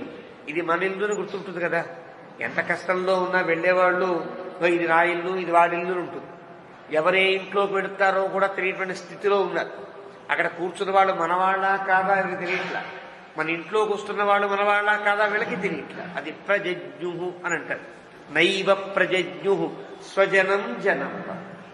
అంటే ఒక ఉదాహరణకి పక్క ఇంటి వాళ్ళు ఇది మనల్లేమో అని ఏడుస్తూ, అంటే మనస్సు స్థిమితం లేకపోతే వచ్చే ఇబ్బంది. వెళ్ళిపోతుంటే మన ఇంట్లోకి వచ్చిన వ్యక్తి మనవాడా కాదా అని వీళ్ళు అడగట్లా. ఇది మనల్లా కాదా, కూర్చుని ఏడుస్తున్నాడు మనవాళ్లే కాదా అని వీళ్ళకి తెలియట్లా. అంటే జనము స్వజనమా పరజనమా తెలియటువంటి స్థితిలో ఉన్న వాళ్ళంతా ఎవరికి వాళ్ళు ఏడుస్తూ కూర్చున్నారు తప్ప మనకు బంధువులు ఉన్నారు, ఈయన నా భర్త వెనక్కి వస్తున్నాడు, మా నాన్నగారు వెనక్కి వస్తున్నారు, మా అన్నయ్య వస్తున్నాడు, ఇలాంటి బంధుత్వాలే మరిచిపోయేటువంటి స్థితిలో వాళ్ళంతా ఉన్నారంటాడు. దుఃఖేన దుఃఖోపహత విశంతః దైవ ప్రజజ్ఞు స్వజనం జనం. ఎందువల్ల అంటే బాధపడుతూ ఉండే మనసంతా రాముడే నిండిపోయి ఉండడం వల్ల, రాముణ్ణే వీళ్ళు ఆలోచిస్తూ ఉండడం వల్ల మరొక బంధుత్వం కానీ మరొక బాంధవ్యం కానీ వీడు నావాడనేటువంటి స్పృహ కూడా వాళ్ళకి లేనటువంటి స్థితిలో వాడు ఉన్నారు అంటూ వాల్మీకి 47వ సర్గని ముగిస్తారు. 48వ సర్గ తేషామేవం విషణ్ణానాం పీడితానామతీవ చ బాష్ప విప్లుత నేత్రాణాం శోకానాం ముమూర్షయ. వాళ్ళంతా ఇలా ఉన్నారు. అయోధ్యలో ఉండే వాళ్ళంతా బాగున్నారు. వాళ్ళు కూడా విషణ్ణ హృదయులై పీడితులై బాష్ప విప్లుత నేత్రులై, అంటే బాగా కారి చారల కట్టుకున్నటువంటి కన్నీటి ధారలు కలిగిన వారై శోకానాం ముమూర్షయ, ఏడిచిన తర్వాత లోపల ఉండే బలము అయిపోతుంది. బుద్ధిలో ఆలోచన తప్ప ఏది ఇంకో ఆలోచన లేనప్పుడు మరొక దృశ్యం వాళ్ళకి కనిపించని స్థితిలో వాడు. ఎప్పుడైనా సరే ఒక ప్రమత్తంగా ఉండే వ్యక్తి, దుఃఖంతో ఉండే వ్యక్తి నుంచి ఎదురుకుండా ఎవరు వెళ్ళారో వాడు గుర్తించలేకపోతాడు. మనకి ఇది స్వానుభవంలో ఉంటుంది. అలాంటి ముమూర్షతో వాళ్ళంతా ఉన్నారు, అంటే వ్యామోహ దశలో వాళ్ళంతా ఉన్నారు. అనుగమ్య నివృత్తానాం రామం నగరవాసినాం ఉద్గతానీవ సత్వాని బభూవు అమనస్వినాం. ఎప్పుడైతే రాముని వెంట వెళ్ళిన వారు వెనక్కి వచ్చారు, రాముడి వెంట వెళ్ళిన వాడు వెనక్కి వచ్చారంటే వాళ్ళు తమ వాళ్ళ కాదని కాదు, ఎవరో వాళ్ళు తిరిగి వచ్చారు. ఇప్పటిదాకా అలికిడి లేకుండా ఉండే అయోధ్యలో అలికిడితో కొంతమంది జనం వచ్చారంటే వెనక్కి తిరిగి వచ్చిన వాడు అనుకుని ఒకసారి ఉద్గతానీవ సత్వాన్ని లేచిపోవడానికి, అంటే ప్రాణాలు పోవడానికి సిద్ధంగా ఉండే ప్రాణములు మళ్ళీ ఆ తావులు తప్పే అంటాడే గజేంద్ర మోక్షంలో. తావులు తప్పుతాయి ప్రాణాలు, అంటే ప్రాణం ఒక స్థానంలో ఉండాలి. ఆ స్థానం నుండి ప్రాణం గనక ఏ కొద్ది పక్కకి తిరిగినా తెలియనటువంటి స్థితి, అపస్మారక స్థితి ఏర్పడుతుంది. అపస్మారక స్థితి నుండి మళ్ళీ ఆ ప్రాణాలు ఎవరో అలికిడి కాగానే వీళ్ళు మనవాళ్లే కదా అనే అభిప్రాయం రాగానే మళ్ళీ ప్రాణాలు వచ్చి ఆ ప్లేస్లో కూర్చున్నాయి. అంటే ప్రాణంబులు తావులు తప్పిన ప్రాణాలు మళ్ళీ ఆ ప్రదేశంలో కూర్చుని కొంచెం తెలివి వచ్చింది. వచ్చి ఉద్గతానీవ సత్వాని బభూవు అమనస్వినా స్వం స్వం నిలయమాగమ్య పుత్రదారై సమావృతా అశ్రూని ముముచు సర్వే బాష్పేణ పిహితాననాః. ఒకసారి ఎలాగైతే అలికిడి ప్రారంభమైందో, కూర్చున్న వాళ్ళలో అలికిడి ప్రారంభమైందో వీళ్ళలో కూడా అలికిడి ప్రారంభమైంది. ఓహో వీళ్ళు మావాళ్ళు కాదు, వీళ్ళు మావాళ్ళు అనుకుంటూ ఎవరికి వాళ్ళు వాళ్ళ దగ్గరికి వెళ్ళి ఏడవడం ప్రారంభించారు. ఈ బాధపడుతున్నారు. అశ్రూని ముముచు సర్వే నచాహృష్యన్ నచ ఆమోదన్ వణిజోన ప్రసారయన్. అప్పటిదాకా వీళ్ళంతా ఎలా ఉన్నారంటే ఆనందంతో ఎవరూ లేరు, ఎవరూ కూడా స్థిమితంగా లేరు. వణిక్కులు అంటే వ్యాపారస్తులు ఉంటారే, వైశ్యగణము, వాళ్ళంతా వ్యాపారం చేసుకోవాలి. షాపులు తీసి కదా ఉంచాలి, అందరికీ అందుబాటులో ఉండాలి, అదొక సేవ. ఇక్కడ షాపులు తీసి లేవు, ఎక్కడా కూడా వ్యాపార సంస్థలు తెరిచి లేవు. వాళ్ళు కూడా అలా మూసుకుని అంతా అలా బాధపడుతూ కూర్చున్నారు, బంధు పాటించినట్టుగా పాటిస్తున్నారు. కాబట్టి అక్కడ నచ్చ అశోభంత పణ్యాని నాపచన్ గృహమేధిన. కొనుక్కోవడానికి సామాన్లు ఎవరైనా వచ్చేదా కొనుక్కుందా ఉంటే షాపులు తెరిచిలేవాయి. అలాంటి స్థితి, అంటే ఎవరూ కూడా ఏ పని చేయకుండా ఉన్నారు అని చెప్పడం తాత్పర్యం. అలా ఉన్నారు ఆనాడు. నాపచన్ గృహమేధిన. కొని ఎప్పుడో పొద్దున్న కదా ఇది జరిగింది, రాత్రి అయిపోయింది, ఒక రాత్రి గడిచిపోయింది కదా, మన్నాడు కదా వీళ్ళంతా ఉదయం ఇంటికి వచ్చారు. వస్తే ఇంట్లో ఏదైనా వంటకాలు ఏమైనా సాగాలి కదా, వంటకాలైనటువంటి జాడలు ఉండాలి కదా. ఎవ్వరూ రాముడు వెళ్ళిన తర్వాత మళ్ళీ మర్నాడు ఉదయం దాకా ఎవరు వంట చేసిన దాఖలాలు నాపచన్ గృహమేధిన. ఎవరు ఏమీ చేసుకోవాలి, అలాగే బాధపడుతూ ఉన్నారన్నమాట. నష్టం దృష్ట్వానాభ్యనందన్ విపులం బాధనాగమం. నష్టం పోయి ఏదైనా ఒక నష్టం కలిగితే అయ్యో నష్టం కలిగింది అని బాధపడతాం. ఏదైనా లాభం వస్తే లాభం వచ్చింది ఆనందపడతాం. లాభం వచ్చినా నష్టం వచ్చినా ఆనందించే స్థితిలో వీళ్ళెవరూ లేరు. కాబట్టి పుత్రం ప్రథమజం లబ్ధ్వా జననీనాభ్యనందత. సరే వీళ్ళు ప్రయత్నపూర్వకంగా ఉండేవాళ్ళైతే ఇలా ఉన్నారు, కానీ అప్రయత్నంగా జరిగేవి కొన్ని ఉంటాయి. ఒక నిండు చూలాడు ఉందనుకోండి, గర్భవతి, అక్కడ ప్రసవించవలసిన సమయం ఏర్పడుతుంది. అలాంటి సమయంలో ప్రసవిస్తుంది. అది వీళ్ళ ప్రయత్నంగా కాదు కదా, అది అప్రయత్నంగా దైవ ప్రయత్నంగా సాగుతుంది. అలా ప్రసవిస్తే ఆ తల్లి మగపిల్లవాడిని ప్రసవించి పుత్రం ప్రథమజం లబ్ధ్వా, ఆ తల్లి నిండు చూలాలు తను బాధపడుతూనే పిల్లవాడిని ప్రసవిస్తే పుట్టినవాడు ఆడపిల్ల కాకుండా మగపిల్లవాడు పుడితే ఆనందిస్తారు. అంటే ఆడపిల్ల పుడితే దుఃఖమని కాదు అర్థం. వంశాన్ని నిలబెట్టడానికి వీలైనటువంటి పుత్ర సంతానం కలిగితే ఆనందం వేరుంటుంది. కాబట్టి పుత్రం ప్రథమజం లబ్ధ్వా, ఆ నిండు చూడాలనేటువంటి ఆ స్త్రీ ఆ సమయంలో ప్రసవిస్తే మగపిల్లవాడు పుడితే ఎంత ఆనందించాలి, చాలా గొప్పగా ఆనందించాలి కదా, తల్లి తండ్రులు అంతా ఆనందించాలి. ప్రథమజం లబ్ధ్వా జననీనాభ్యనందత. ఈ మగపిల్లవాడు పుడితే తల్లో తండ్రో అత్తో మామో లేకపోతే భర్తో ఆనందించడం కాదు, ఈవిడ కూడా ఆనందించాలి. తన పిల్లవాడిని కంటే కన్న తల్లి స్త్రీని కన్నా మగ పిల్లవాడిని కన్నా కూడా ఆనందిస్తుంది. సరే వాడు ఆశపడిన వాళ్ళు అరే మగ పిల్లవాడు పుట్టలేదని బాధపడితే పడవచ్చు కాక, కానీ తల్లి అనుకోదు కదా. కానీ జననీనాభ్యనందత, ఆ పిల్లవాడిని ప్రసవించిన తల్లి కూడా ఆ పిల్లవాడిని చూచి ఛీ నా కడుపును చెడబుట్టాడు అనుకునేటువంటి స్థితి. కారణం వీడి పుట్టిన వేళా విశేషం వల్ల రాముడు అడవికి వెళ్ళిపోయాడు. అడవికి వెళ్ళాక వీడు పుట్టాడు, ఎందుకు వీడికి బతుకు అని మాట. పుత్ర నష్టం ప్రథమజం లబ్ధ్వ జననీనాభ్యన, ఇంతకంటే గొప్ప ఉదాహరణ ఉంటుంది. బాధపడే వాళ్ళకి అయ్యో ఏడిచారు, ఒత్తుకున్నారు, అన్నం చెల్లలేదు, ఏదో అంటే ఏదో ఇవన్నీ మామూలు సామాన్యంగా ఉంటాయి. అప్పుడే మొదటి చూలు తొలిచూలాలంటారే, తొలిచూలులో కన్న మగపిల్లవాడిని కూడా ఆ కన్న తల్లి మెచ్చుకోవడంత ఆ దుఃఖంలో వాళ్ళంతా ఉన్నారు అని వాల్మీకి గొప్ప ఉదాహరణ మనకు చెప్తాడు. అంటే ఉదాహరణగా జరిగిన సంఘటన ఆయన కళ్ళ కనిపించు, ఏదో ఇంట్లో చూపించాడు వాల్మీకి. కవికాంచని చోట కవికాంచుడు కదా, కవికన్నీ తెలుస్తాయి. ఇలా ఊహించి రాసే కవులకే తెలిస్తే బ్రహ్మ యొక్క వరప్రసాదం చేత జరిగినది జరిగినట్లుగా కనిపించే వాల్మీకి ఒక ఇంట్లో దృశ్యాన్ని గమనించి రాశాడు అని అంటారు. కాబట్టి అంత గొప్ప స్థితి రాముడి కోసం వాడు విలపించేటువంటి విధానం అది. కాబట్టి అలాంటి స్థితిలో గృహే గృహే రుదంత్యశ్చ, ప్రతి ఇంటిలో ఏడుపులు తప్ప వేరే వినిపించట్ల.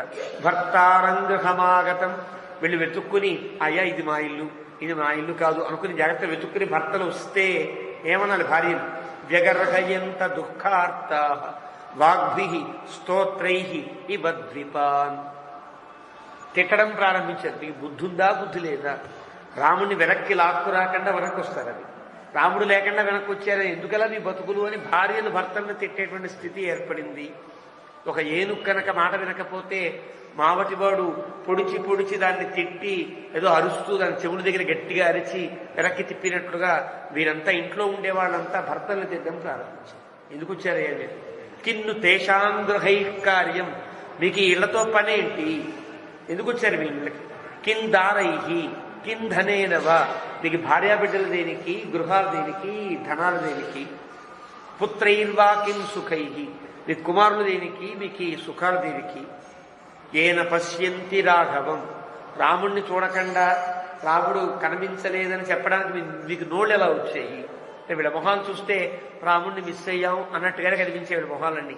రాముణ్ణి విడిచి వచ్చేసాము, లేదా రాముడు మాకు కనిపించకుండా వెళ్ళిపోయాడు, ఇదే వాళ్ళ మొహాల్లో కనిపించింది వీళ్ళకి. ఇక్కడ రాముణ్ణి చూడకుండా ఎందుకు వచ్చారు అని అడుగుతారు వీళ్ళు ఇంట్లో ఉండేవాడంతా. ఇలా అడిగి ఏక సత్పురుషో లోకే లక్ష్మణ సహ సీతయ యోను గచ్చతి కాకుత్స్థం రామం పరిచరన్ అని. ఈ లోకంలో గొప్ప మగవాడు అంటే ఒక్క లక్ష్మణస్వామి, గొప్ప అద్భుతమైన వ్యక్తి. కారణం రాముడు అడవికి వెడుతూ ఉంటే అన్నీ కూడా తృఢప్రాయంగా విడిచిపెట్టి రాముని వెంట సేవ చేసుకోవడం కోసమే వెళ్ళిన ఒకే ఒక్క మగవాడంటానే, ఒకే ఒక్క మగాడంటానే ఏక సత్పురుషో లోకే, అతను నిజమైనటువంటి సత్పురుషుడు. ఎందువల్ల సీతమ్మకు రాముడికి సేవ చేయడానికి వెళ్ళగలిగాడు కదా. లక్ష్మణుడు చాలా అదృష్టవంతుడు అని అంటారు. ఆపగాహ కృతపుణ్యాస్తాహ పద్మిన్యశ్చ సరాంశి చ ఏషు శ్నాస్యంతి కాకుత్స్థః విగాహ్య సలిలం శుచి. అడవిలో ఉండే నదములన్నీ, నదులన్నీ, సరస్సులన్నీ అదృష్టవంతులు.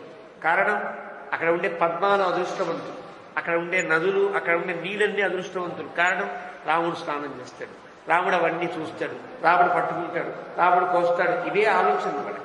అడవిలో ఉండే రాముని యొక్క దృష్టి పడే ప్రతి వస్తువు అదృష్టవంతమవుతుంది అక్కడ. కాననం వాపి శైలం వా, అది అడవి కావచ్చు, కొండలు కావచ్చు, ఏవైనా సరే. యం రామ అధిగమిష్యతి, రాముడు దేనినైతే పొందుతాడో ప్రియాతిథిమివ ప్రాప్తం నైనం శక్ష్యంతి అసర్జితుం. అంటే రాముడు ఏ కొండ దగ్గరికి వెళ్ళాడు అనుకోండి, ఆ కొండ రాముడిని విడిచిపెట్టదు. ఒక ఇష్టమైన అతిథి ఇంటికి వస్తే ఎలా గౌరవిస్తామో అలా ప్రతి వస్తువు రాముడిని గౌరవిస్తుంది. కొండ గౌరవిస్తుంది, నది గౌరవిస్తుంది, అడవంతా రాముడిని ఒక గొప్ప అతిథిగా భావించి ఆనందిస్తాయి కదా అంటూ వీళ్ళంతా బాధపడుతున్నారు. శోభయిష్యంతి కాకుత్స్థం అతవ్యోరన్యకాననాః ఆపగాశ్చ మహానూపాహ సానుమంతశ్చ పర్వతాహ. ఇలా నదులు, పర్వతాలు, పర్వత శిఖరాలు ఇవన్నీ అదృష్టవంతులే.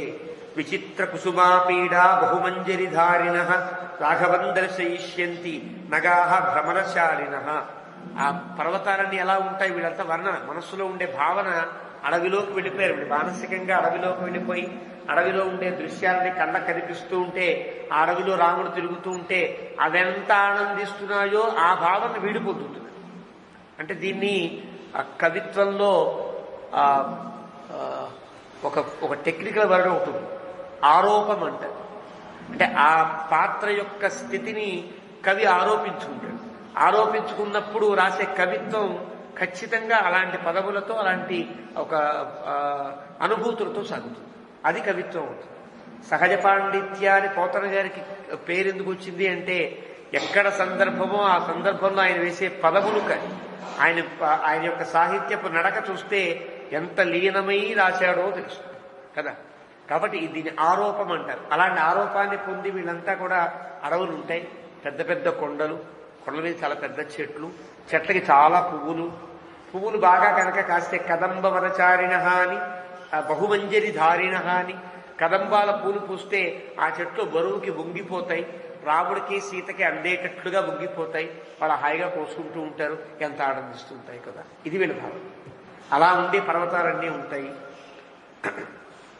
అకాలే చాపి ముఖ్యాని పుష్పాని చ ఫలాని చ దర్శయిష్యంతి అనుక్రోశాత్ గిరయో రామమాగతం. నిజానికి ఈ కాలంలో పూయకూడని పూలు ఉంటాయి, చెట్లయితే అలా ఉంటాయి, పువ్వులు మాత్రం కాయవు. ఏదేదో ఇంకో కాలం రావాలి. కనకాంబరం కావాలంటే ఎప్పుడో కావాలి, ఏదో గులాబీ పూయాలంటే ఏదో కాలం కావాలి, ఏదో చామంతి కావాలంటే హేమంతులతో రావాలి కదా. ఒక్కొక్క ఋతువులో ఒక్కొక్క పువ్వు పూస్తుంది. కానీ రాముణ్ణి చూడగానే ఎప్పుడు పువ్వు పూస్తుంది? ఒక మొక్కకి అమితమైన ఆనందం కలిగినప్పుడు పుష్ప వికాసం కలుగుతుంది. పుష్ప వికాసం అంటే మనం గనక ఆనందం కలిగితే నవ్వుతాం కదా, మన నవ్వు ఎలాంటిదో మొక్కకి పువ్వు అలాంటిది. కాబట్టి మొక్కకి పువ్వు పుట్టింది అంటే అర్థమేమి? ఆ మొక్కలో గొప్ప ఆనందం కలుగుతుంది. ఆనందం ఎప్పుడు కలుగుతుంది? వాటికి ఆయా కాలాలు వస్తే కలుగుతుంది. కానీ రాముణ్ణి చూసిన తర్వాత కాలంతో నిమిత్తం లేకుండా అకాలే చాపి ముఖ్యాని, అది కాలం కాకపోయినా రాముడిని చూడగానే ఆ మొక్కకి ఆనందం కలిగి పువ్వు పూస్తుంది. ఆ కాలంలో పూయకూడని చెట్టు కూడా, మొక్క కూడా పువ్వు పూసి రాముడికి ఆనందాన్ని కలిగిస్తుంది. అలాంటి అడవంతా కూడా కళ్ళ ముందు కనిపిస్తుంది అనమాట. ప్రస్రవిష్యంతి తోయాని విమలాని మహీధరా విదర్శయంతో వివిధాన్ భూయశ్చిత్రాంశ నిర్జితాన్. పర్వతాలను జలపాతాలు ఉంటాయి, జలపాతాలు నీళ్లు కారుతూ ఉంటాయి. జలపాతం అంటేనే పైనుంచి ఝర్నా అంటామే, పైనుంచిలా కారుతూ ఉంటాయి. ఆ కారే పర్వతాలు ఈ కొత్త నీరు తీసుకో, ఈ కొత్త నీరు తీసుకో అన్నట్లుగా ఎప్పటికెప్పుడు కొత్త కొత్త నీరుని పంపిస్తున్నట్లుగా ఉంటుంది. జలపాతం అలాగే ఉంటుంది కదా. ఇప్పుడు పడిన నీరు వెనకాల కొత్త నీరు, ఆపై కొత్త నీరు వస్తుంటుంది. అలా నీళ్లను స్రవిస్తూ రామునికి సేవ చేసుకోవడానికని అహమహమికతో పర్వతాలన్నీ కూడా జలపాతాలను కారుస్తాయి కదా. ఎంత గొప్పవి పర్వతాలు. పాదపాహ పర్వతాగ్రేషు రమయిష్యంతి రాఘవం. ఆ కొండల మీద ఉండే చెట్లు ఊగుతూ రాముడికి ఆనందాన్ని కలిగిస్తాయి.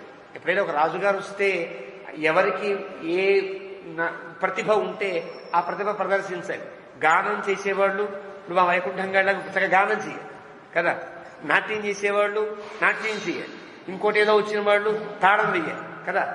ఎలాగా ఏ ప్రతిభ ఉంటే ఆ ప్రతిభని ప్రదర్శిస్తాయి. ఆ మొక్కలకి ఉండే ప్రతిభ ఏమి? చెట్టు కాళ్ళేమో కదలడానికి వీల్లేదు, కొమ్మలైతే ఉంటాయి, అలా డాన్స్ చేస్తున్నట్టుగా ఉంటాయి. అంటే రాముడికి ఆనందం కలిగించడం కోసం ఆ పాదపములన్నీ కూడా రమయిష్యంతి, రాముణ్ణి ఆనందపరుస్తాయి, ఆనందాన్ని కలిగిస్తాయి రాముడికి. కాబట్టి ఎత్ర రామో భయం తత్ర నాత్ర నాస్తి తత్ర పరాభవ. రాముడు ఎక్కడ ఉంటే అక్కడ భయం ఉండదు, రాముడు ఎక్కడ ఉంటే అక్కడ అవమానం ఉండదు. అది అవమానం అనుకోవడానికి వీల్లేదు. అవమానం లేకుండా ఎందుకు ఉంటుంది? అవమానం ఉన్నా అది అవమానం కాదు. ఎత్ర రామో నాస్తి తత్ర పరాభవ. ఎక్కడ రాముడు ఉంటే అక్కడ భయం ఉండదు, ఎక్కడ రాముడు ఉంటే అక్కడ అవమానం అనుకోవడానికి వీల్లేదు, అవమానం జరగదు. సహి శూరో మహాబాహు పుత్రో దశరథస్య చ పురా భవతి నో దూరాత్ అనుగచ్చామ రాఘవం. చాలా గొప్ప పరాక్రమవంతుడు రాముడు, గొప్ప మహాబాహు, దశరథుడి యొక్క కుమారుడు. దశరథుడు అంటేనే ఏ దిక్కుకైనా వెళ్ళగలిగే సామర్థ్యం కలిగినవాడు. అన్ని దిక్కుల్లో ఆయన యుద్ధం చేయగలడు, అన్ని దిక్కులకు రథాన్ని పోయేటట్టుగా చేయగలడు. దశసు దిక్షు అప్రతిహత రథగతి ఏన సహ దశరథ. ఎవరికి ఎస్య సహ, ఎవరికైతే 10 దిక్కులకు రథం వెళ్ళినా కూడా అడ్డంకి లేకుండా ఉంటుందో అలాంటి వాడు దశరథుడు. ఆ దశరథుడు యొక్క కుమారుడు ఇతను కదా, ఏ దిక్కుకు వెళితే మాత్రం అతనికి ఏ నష్టం ఉంటుంది గనక అని వీళ్ళంతా అనుకుంటారు.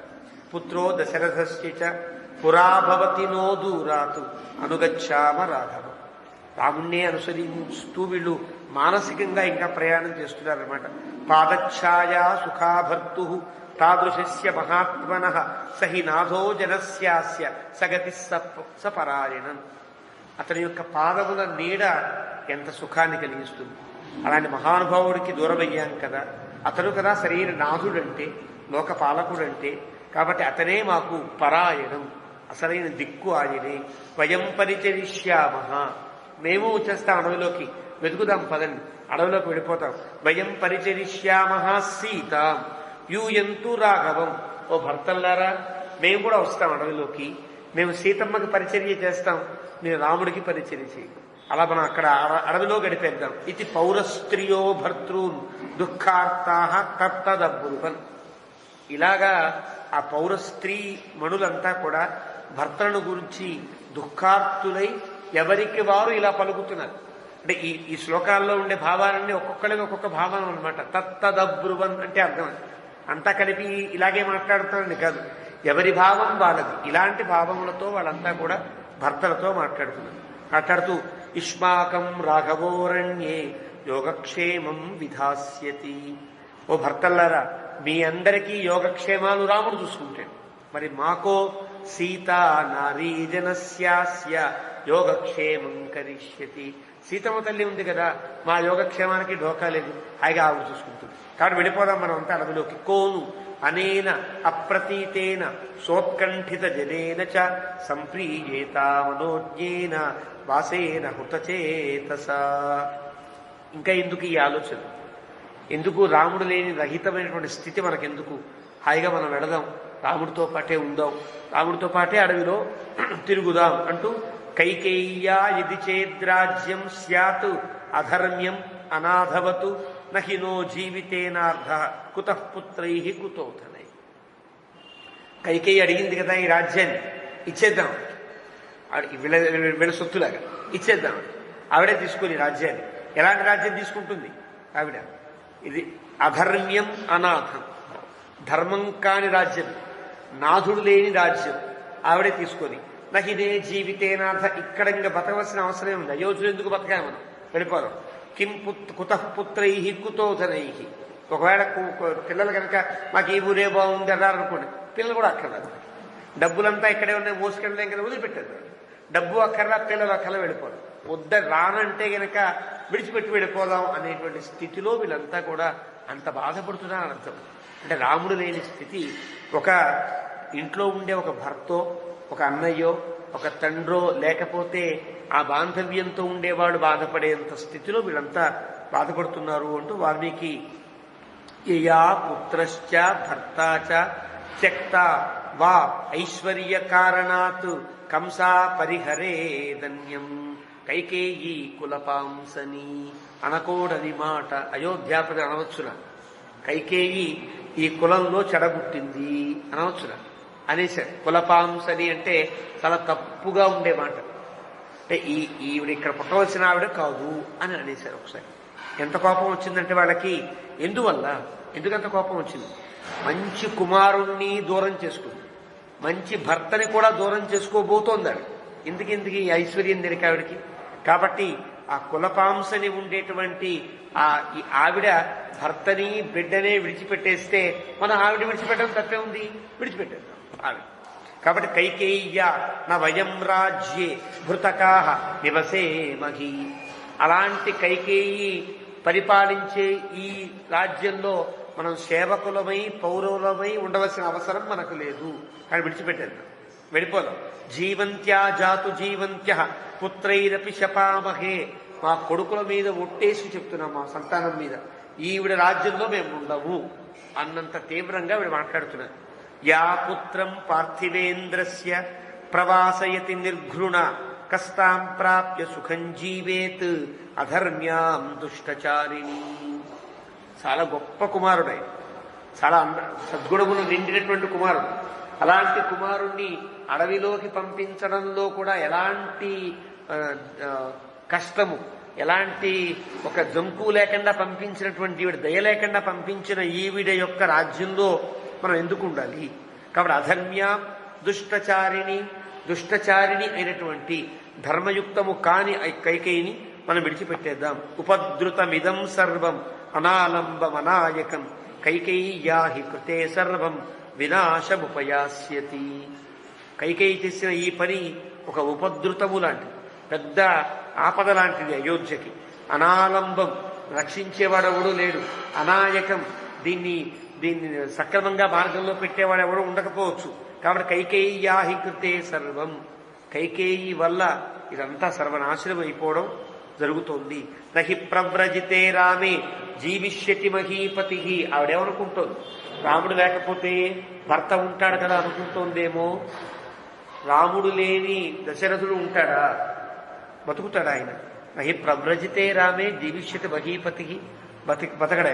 మృతే దశరథే, దశరథుడు చనిపోగా వ్యక్తం విలాప తదనంతరం, ఇంకా ఏడుపు తప్ప ఆవిడకి గతి లేదు, ఇంకా ఐశ్వర్యమే.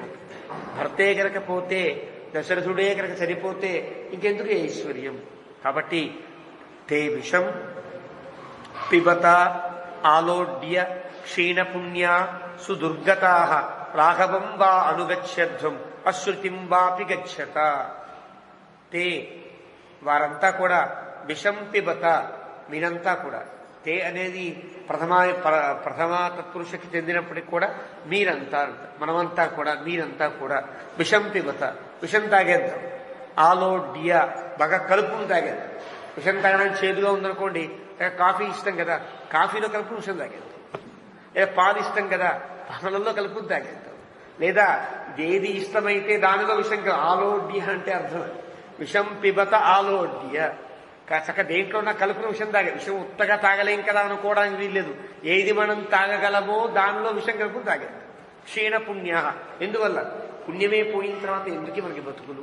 దుర్గతా, గతి లేని వాళ్ళం కదా. రాఘవం వా అనుగచ్చత్, లేదా రాముణ్ణన్నా అనుసరించి అడవుల్లోకి పోదాం. అశ్రుతిం వాపి గచ్చత, అడవిలోకి రాముణ్ణి అనుసరించన్నా వెళదాం, లేదా ఈ లోకం నుంచన్నా మన పేరు వినిపించకుండా ఉండేటట్టుగా పోదాము అని అంటారు. అంటే సరిపోదాము అని అంటారు. మిథ్యా ప్రవ్రాజితో రామ ససీత సహ లక్ష్మణ భరతే సన్నివిష్టాస్మ సౌనికే పశవో యథా. ఒక కర్కోటకుడి దగ్గర పశువులని విడిచిపెడితే వాడేం చేస్తాడు? చంపేస్తాడు. అలా మనమంతా కూడా భరతుడి దగ్గర విడిచిపెట్టబడ్డాము. అంటే భరతుడిని కూడా విడిచిపెట్టారు. భరతుడు ఎంత మంచివాడో వాళ్ళకి తెలుసు. రాముడు ఎంత గొప్పవాడో, భరతుడు అంత మంచివాడని వీళ్ళందరికీ తెలిసినప్పటికీ కూడా ఈ ఉపద్రవానికి కారణం కైకేయి అయితే, కైకేయి కోరుకోవడం భరతుడి కోసం కాబట్టి వీళ్ళ దృష్టిలో భరతుడు కూడా దుర్మార్గుడు. కాబట్టి భరతే సన్నివిష్టాస్మ, మనం భరతుని పాలు పడ్డాం. కాబట్టి రాముడేమో మిథ్యాప్రవ్రాజిత, ఒక మాయమాటలతో రాముడు అడవికి వెళ్ళవలసి వచ్చింది. మనం భరతుని దగ్గరికి ఉండవలసిన స్థితి ఏర్పడుతోంది. కాబట్టి పూర్ణచంద్రాననశ్యామో గూఢజత్రు అరిందమ అజానుబాహు పద్మాక్ష రామో లక్ష్మణ పూర్వజ.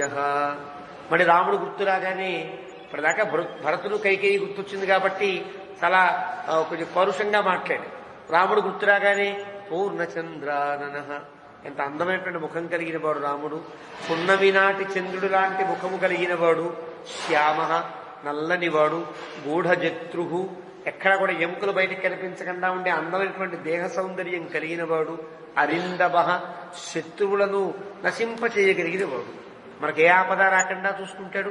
తనలో ఎలాంటి వికారాలు లేకుండా. అరిందమ అంటే అంతఃశత్రు, అంతఃశత్రులు అంటారే అంతరరిందమ, లోపల ఉండే శత్రువులను కూడా ఆయన అధీనంలో పెట్టుకున్నటువంటి వాడు ఆయన. ఆజానుబాహు, మంచి ఆజానుబాహు. పద్మాక్ష, ఇవన్నీ కూడా ఆనందంగా వర్ణించే వర్ణనలే. ఇవన్నీ కూడా పూర్ణచంద్రాన్న శ్యామ గూఢజత్రు ఆజానుబాహు పద్మాక్ష రామ లక్ష్మణ పూర్వజ. పద్మాక్షుడు రాముడు, లక్ష్మణ పూర్వజుడు. పూర్వాభిభాషీ మధుర. ఒక వ్యక్తి గురించి బాధపడుతున్నామంటే ఆ వ్యక్తి గురించి అలా బాధపడడానికి గల కారణమేమి? అతనిలో ఉండే మంచి గుణాలే కాదు. ఇక్కడ ఆ మంచి గుణాలనే తెలుస్తున్నారు. కాబట్టి పూర్వాభిభాషి, మనం మాట్లాడకపోయినా తానే ముందు మనల్ని పలకరించి మాట్లాడతాడు కదా పూర్వాభిభాషి. మధుర, మాట్లాడడం కూడా చాలా మాధుర్యంతో మాట్లాడతాడు. సత్యవాది, నిజమే మాట్లాడతాడు. మన కోసం, మనం ఆనందపడడం కోసం బాగున్నావా, క్షేమంగా ఉన్నావా అని మాట్లాడడం కాదు, మానసికంగా మనం అంటే ఇష్టపడి మాట్లాడతాడు. ప్రియవాది, సత్యవాది, సత్యం మాట్లాడతాడు తప్ప మన మెచ్చుకోలు కోసం, మనం ఆనందపడతామని మొహం మీద నవ్వు పులుముకుని మాట్లాడేవాడు కాడు రాముడు. సత్యవాది, సత్యవాదిగా మాట్లాడతాడు. మహాబలుడు, సౌమ్య, సర్వస్య లోకస్య చంద్రవత్ ప్రియ దర్శన. చంద్రుణ్ణి చూస్తే ఎలాంటి వాడికైనా ఆనందం కలుగుతుంది కదా, అలా రాముణ్ణి చూస్తే అందరికీ ఆనందాన్ని కలిగించేటట్లుగా ఉంటాడు. నూనం పురుషశార్దూల మత్తమాహంగ విక్రమ. అంటే వాళ్ళ భావమంతా మళ్ళీ అరణ్యంలో రాముడి దగ్గరికి వెళ్ళింది. ఇప్పటిదాకా అయోధ్యలో కైకేయి, దశరథుడు, భరతుడి దగ్గర ఆగిపోయినటువంటి భావం ఒక్కసారిగా అడవిలోకి వెళ్ళేటప్పటికీ మళ్ళీ అందమైనటువంటి రాముడు, అందమైన అడవి కనిపిస్తున్నాయి కదా. కాబట్టి అలాంటి రాముడు నూనం మత్త మాతంగ విక్రమ, మదించిన ఏనుగు వలె అందంగా నడుస్తూ వెడుతూ ఉంటే ఆ నడక చూచి అరణ్యమంతా కూడా శోభయిష్యతి అరణ్యాని విచరన్ సమహారథ.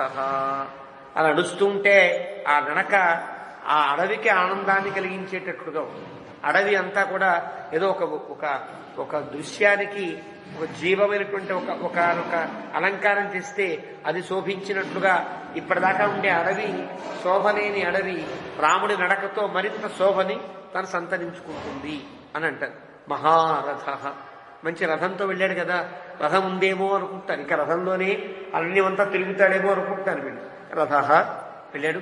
తాస్తథా విలపంత్యస్తు, ఇలా వాళ్ళంతా బాధపడుతూ ఉంటే నగరే నాగర స్త్రియ, వాళ్ళంతా కేవలం ఏదో పాపం ఏదో అంటారే చాలా లోతట్టు వాడు, అజ్ఞానులు అమాయకులు కాదు, నాగర స్త్రియ, చాలా నాగరికత నేర్చిన వాడు. వాళ్ళంతా కూడా ఇలా బాధపడేవాడు ఎవరు కూడా ఏదో ఒక ప్రయోజనాన్ని ఆశించో తెలియని వాళ్ళు, అజ్ఞానులు కాదండి, చాలా సంస్కారవంతులైనటువంటి వాడు, నాగరికత బాగా తెలిసిన వాడు.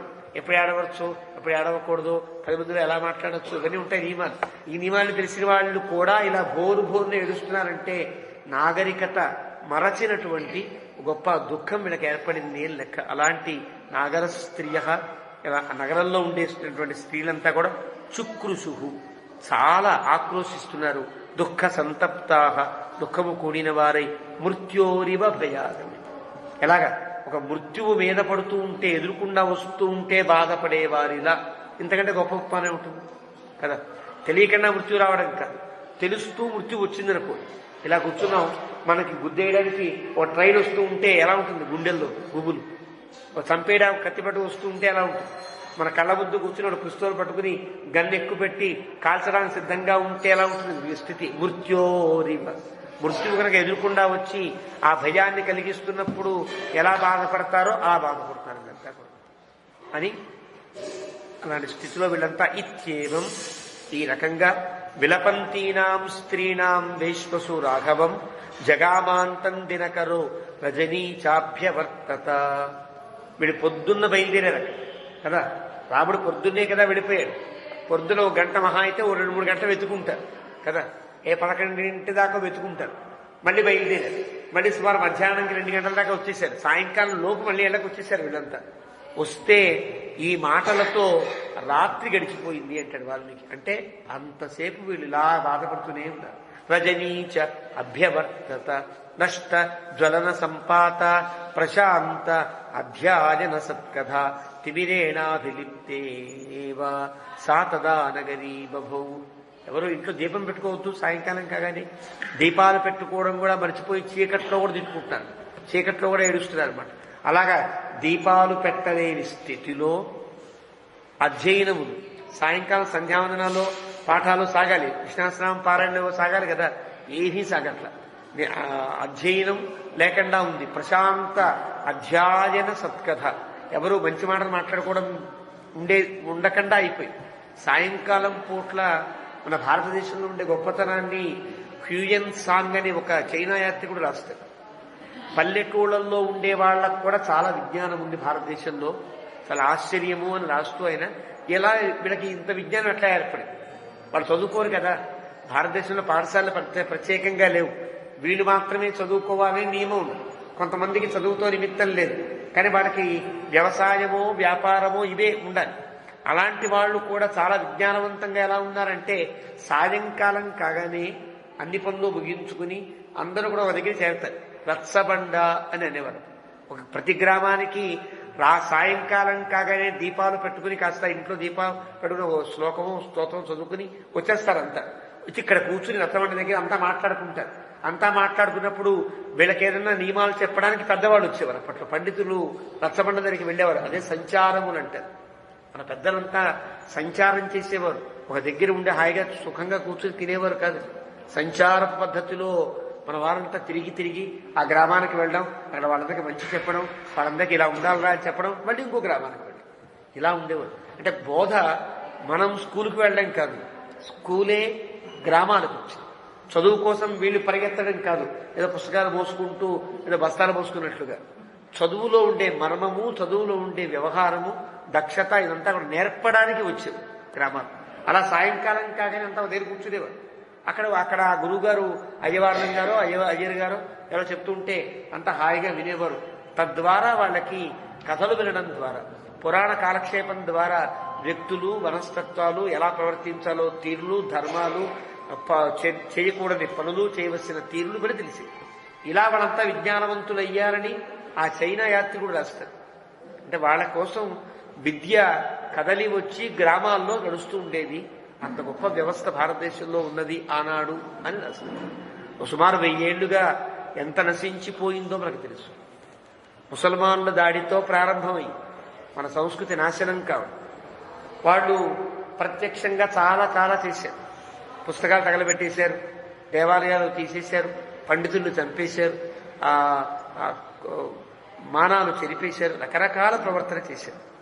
అలా సుమారు చాలా కాలం గడిచినా ఇంకా సంస్కృతి వేళ్లు బలంగా ఉన్నాయి కాబట్టి ఇంకా జాగ్రత్తగా ఇలా కాదనుకున్నారు. తర్వాత వచ్చినటువంటి ఒక 200 సంవత్సరాల క్రితం వచ్చినటువంటి బ్రిటిష్ వాళ్ళు లాంటి వాళ్ళు ఏం చేశారంటే ఇలా కాదు, ఎంత కొట్టినా మళ్ళీ కొమ్మలు వస్తున్నాయి, పువ్వులు వస్తున్నాయి, ఆకులు వస్తున్నాయి, వేళ్లకు విషాన్ని ఎక్కించాలి అని వేళ్లకు విషాన్ని ఎక్కించే ప్రయత్నం ప్రారంభించింది. చాప కింద నీరులాగా మన సంస్కృతిని నాశనం చెయ్యాలంటే వీళ్ళ సంస్కృతి మర్చిపోవాలన్నా, వీళ్ళు నశించిపోవాలన్నా భారతీయులైన ఇటువంటి వైదికులంతా, ఈ హిందూ మతం అని అంటారే, దీన్ని పాటించే వాళ్ళంతా నశించాలంటే ఏం చేయాలి? వీళ్ళ విద్యా విధానం నాశనం చేయాలి అని సంకల్పించాడు. మెకాలే యొక్క పాఠ్యాంశం యొక్క సారాంశం అంతా అది. మెకాలే గారి లేఖలో ఉండే సారాంశం వీళ్ళని విద్యా విహీనులను చేయాలి. మేం చదివేది విద్య కాదు, ఇంకా ఏదో విద్య ఉందనే భ్రమ కలిగించి లేనిపోనివన్నీ వాళ్ళకి అంటగట్టి వాళ్ళకి సంస్కృతి నాశనం చేయడమే లక్ష్యము అనుకుని ప్రారంభించారు. ఇప్పుడు ఈ దుస్థితి ఏర్పడింది. మనల్ని మనం కాపాడుకోవడం, మన ధర్మాన్ని మనం రక్షించుకోవడానికి ప్రయత్నం కూడా చేయనటువంటి ఒక అచేతన సుప్త స్థితి ఈనాడు ఏర్పడింది అంటే పాడు చేశారు. ఇలాంటి స్థితి కంటే ముందు ఎలా ఉండేది? ప్రశాంత అధ్యయన సత్కథ. సాయంకాలం కాగానే ఇంత గొప్ప సంస్కారాలు అప్పుడు సాగుతూ ఉండేవి కాబట్టి అదంతా లేదు ఇప్పుడు. తిమిరేణ అభిలిప్తేన, చీకటి పట్టుకుని పూసేసినట్టుగా ఉంది. చీకటిన రంగు అనుకోండి, ఒక చిన్న బ్లాక్ కలర్ అనుకుందాం, అదో బ్రష్ వేసి మొత్తం పూసేస్తే ఎలాగైతే చీకటి పూసినట్టు అవుతుందో ఆ ఇళ్ళు నగరము అంత చీకటితో పులిమినట్లుగా అయిపోయింది అని అంటాడు వాల్మీకి. సాతదా నగరి బభౌ, అలా ఉంది నగరి. ఉపశాంత వణిక్పణ్య, ఎక్కడ కూడా వ్యాపారం లేవు, పణ్యములు అంటే ఒక దుకాణం తెరిస్తే కదా కొనుక్కుని ఏదన్నా వండుకోవడానికి ఏదో చేయాలి. ఇప్పట్లాగా అన్ని స్టాకులు పెట్టుకునే విధానం అప్పట్లో ఉండేది కాదు. ఎప్పటికప్పుడే అంతా కూడా నిత్య నూతనంగానే ఉండేది వ్యవస్థ అంతా కూడా. అలాంటి స్థితి పోయింది కదా. కాబట్టి అలాంటి ఉపశాంత వణిక్పణ్య నష్ట హర్ష, నష్టము అయిన హర్షము ఆనందము పోయింది. నిరాశ్రయ, ఆశ్రయము లేదు. అలాంటి అయోధ్య నగరీ చ ఆసీత్ నష్టతారమివాంబరం. ఇందాకనేమో చంద్రహీనమివాకాశం అన్నారు, చంద్రుడు లేని ఆకాశంలా ఉంది అన్నారు. అదే ఆకాశం గనక నల్లగా ఉండి నక్షత్రాలు కూడా లేవనుకోండి ఎలా ఉంటుంది? ఏమీ ఉంటుంది. సర్వశూన్య అన్నట్లుగా ఉంటుంది. అలాగే నక్షత్రములు కూడా లేని ఆకాశము వలె అయోధ్య పూర్తిగా అలా చీకటిలో మునిగిపోయింది. తథా స్త్రియ రామ నిమిత్తమాతురా యథా సుతే భ్రాతరివా వివాసితే సుతస్య విలప్య దీనా దుర్విచేతసః సుతైర్హితాసాం అధికోహిసా భవతు. ఇక్కడ చెప్పాడు వాల్మీకి. అలా ఆడవాళ్ళంతా ఎలా ఏడుస్తారు తెలుసిన? తమ భర్తే కనుక దూరం వెళ్ళిపోతే, లేదు తమ అన్నదమ్ములు ఎవరైనా దూర ప్రాంతాలకు వెళ్ళిపోతే, లేదు తమ కుమారులు గనక దూర ప్రాంతాలకు వెళ్ళిపోతే ఆ తల్లి ఎలా ఏడుస్తుందో అలా ఏడుస్తుంది. అంటే తనకి బాగా కావలసిన వారు, మనసుకి చాలా ఇష్టమైన వ్యక్తులు దూరమైనప్పుడు ఎలా బాధపడతారో రాముడు దూరమైతే అంతా అలా బాధపడుతున్నారు అని వాల్మీకి సర్గను ముగిస్తూ ప్రశాంత గీతోత్సవ నృత్త వాదన వ్యపాస్త హర్ష పిహితాపణోదయ తదాహి అయోధ్యానగరీ బభూవస మహార్ణవ సంక్షపితోదకో యథ. ఒక గీతం లేదు, ఒక ఆట లేదు, పాట లేదంటామే. గీతము లేదు, ఉత్సవము లేదు, నృత్యము లేదు, ఒక వాద్యములు అంటారు, సంగీతమో వేణో వాణో ఏదో ఉంటుంది, ఏమీ లేవు ఆ అయోధ్య నగరంలో. వ్యపాస్త హర్ష పిహితాపణోదయ, ఎక్కడ ఆనందాన్ని కలిగించేటువంటి తోరణాలు కానీ పణ్యములు వణిక్ జనసంస్థానగా ఉండేటువంటి ఆ షాపులు కానీ ఆ పణ్యశాలలు కానీ ఏమీ లేవు. విలప్య దీన. అలాంటి అయోధ్య ఎలా ఉంది అంటే పెద్ద సముద్రం ఇక్కడ ఉండేది అన్నట్లుగా. నీళ్ళన్నీ అయిపోయాయి అనుకోండి, నీరంతా ఎండిపోతే సముద్ర ప్రాంతం ఎంత అస్తవ్యస్తంగా భయంకరంగా ఉంటుందో అలా అయోధ్య ఉంది అంటూ 48వ సర్గని ముగించాడు వాల్మీకి. అత 49 సర్గ. 49వ సర్గ. రామోపి రాత్రిశేషేణ తేనైవ మహదంతరం జగామ పురుష వ్యాఘ్రః పితురాజ్ఞామనుస్మరన్ తథైవ గచ్చతస్తస్య వ్యపాయాత రజనీ శివ ఉపాస్య స శివాం సంధ్యాం విషయాంతం వ్యగాహత. అక్కడ రాముడు, ఇక్కడ అయోధ్యలో ప్రజలు. అక్కడ రాముడు ఏం చేస్తున్నాడో వాల్మీకి చెప్తున్నాడు. ఒకసారి దృశ్యాన్ని సీన్ మారింది అంటారే అట్లా ఇక్కడే చెప్తూ కూర్చుంటే కాదు కదా, ఇక్కడ ఇలా ఉండగా అక్కడేం జరుగుతోందంటే అని రాముడు అక్కడ రామోపి, రాముడు కూడా అలా ప్రయాణించి కొంత దూరం వెళ్ళిన తర్వాత రాత్రి శేషేన, రాత్రి ఏర్పడింది, అక్కడ పడుకున్నాడు. అక్కడ మహదంతరం, చాలా ఎక్కువ కాలం గడిచినట్టుగా రాముడికి అనిపిస్తుంది కదా. తన వాళ్ళందరినీ విడిచి వచ్చినప్పుడు రాముడికి కూడా అదేదో చాలా అగాధంగా అనిపిస్తుంది. అలాంటి మహదంతరం జగామ పురుష వ్యాఘ్ర పితురాజ్ఞామనుస్మరన్. మనసులో దుఃఖం కలుగుతుంది.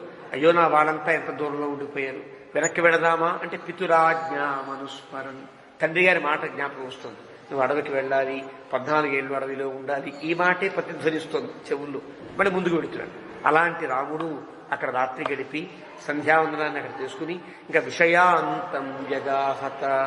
ఇలా కాదు, నట్టడవిలోకి వెళ్ళిపోవాలి అంటూ, విషయము అంటే అతి కాకులు దూరని కారడవి ఏదో అంటారే, అలాంటి అడవిలోకి తాను బయలుదేరి వెళుతున్నాడు. విషయాంతం జగాహత. గ్రామాన్ వికృష్ట సీమాంతాన్ పుష్పితాని వనాని చ పశ్యన్నతియయౌ శీఘ్రం శనైరివ హయోత్తమైః. రథం వస్తోంది. అడవిలోకి వెళ్ళాలంటే ఎన్ని గ్రామాలు దాటాలి, చాలా గ్రామాలు ఉంటాయి కదా. అయోధ్య దగ్గర నుంచి అడవిలోకి వెళ్ళడానికి మధ్యలో చాలా ఊళ్ళు ఉంటాయి, అన్ని ఊళ్ళల్లో నుంచి వెళ్ళాలి. కానీ రాముడికి ఒక నియమం, ఏ ఊరిలోకి ప్రవేశించకూడదు. ఆ ఊరి యొక్క బైపాస్ లోంచి వెళ్ళాలి తప్ప ఊరి మధ్యలోంచి వెళ్ళడానికి వీల్లేదు. ఇది నియమం కదా. అంటే అయోధ్యలో బయలుదేరే ముందు చెప్పినటువంటి మాట ఏమిటి? నీవు వనములోనే ఉండాలి. ఆ మాట కట్టుబడ్డాడు. వనంలో ఉన్నాడా, ఏదో ఇంకో గ్రామంలో గడిపేశాడా అనేది వాళ్ళకేం తెలుస్తుంది? అయోధ్యలో వాళ్ళకి గడిపేయచ్చు. ఏదో గ్రామంలో ఉండి ఎవరో ఒకళ్ళు ఒక ఆసరా ఇస్తారు, అది గడిపేస్తే అడవిలో ఉన్నట్టే లెక్క. కానీ రాముడికి ఉండేటువంటి ధర్మదీక్ష గ్రామంలోకి వెళ్ళకూడదు, గ్రామం బయట నుంచి వెళ్ళాలి. ఈ మాటని శృంగిబేరపురంలో గుహుడితో చెప్పిన సందర్భంలో మనకి వ్యక్తపరుస్తాడు రాముడు. ఇక్కడ వ్యక్తపరచడే కానీ అక్కడ వ్యక్తపరుస్తాడు. అంటే గ్రామాలకి వెలుపల నుంచి తాను బయలుదేరి వెడుతూ ఉంటే కూడా రథంలో అక్కడ ఉండే ప్రజలు ఉంటాయి కదా, వాళ్ళు రాముడిని గుర్తుపట్టారా లేదా పక్కన పెడితే, ఒక రథంలో వెడుతున్నారు కాబట్టి ఆయన రాముడు, ఆయన లక్ష్మణుడు, ఆవిడ సీత అనుకోవచ్చు.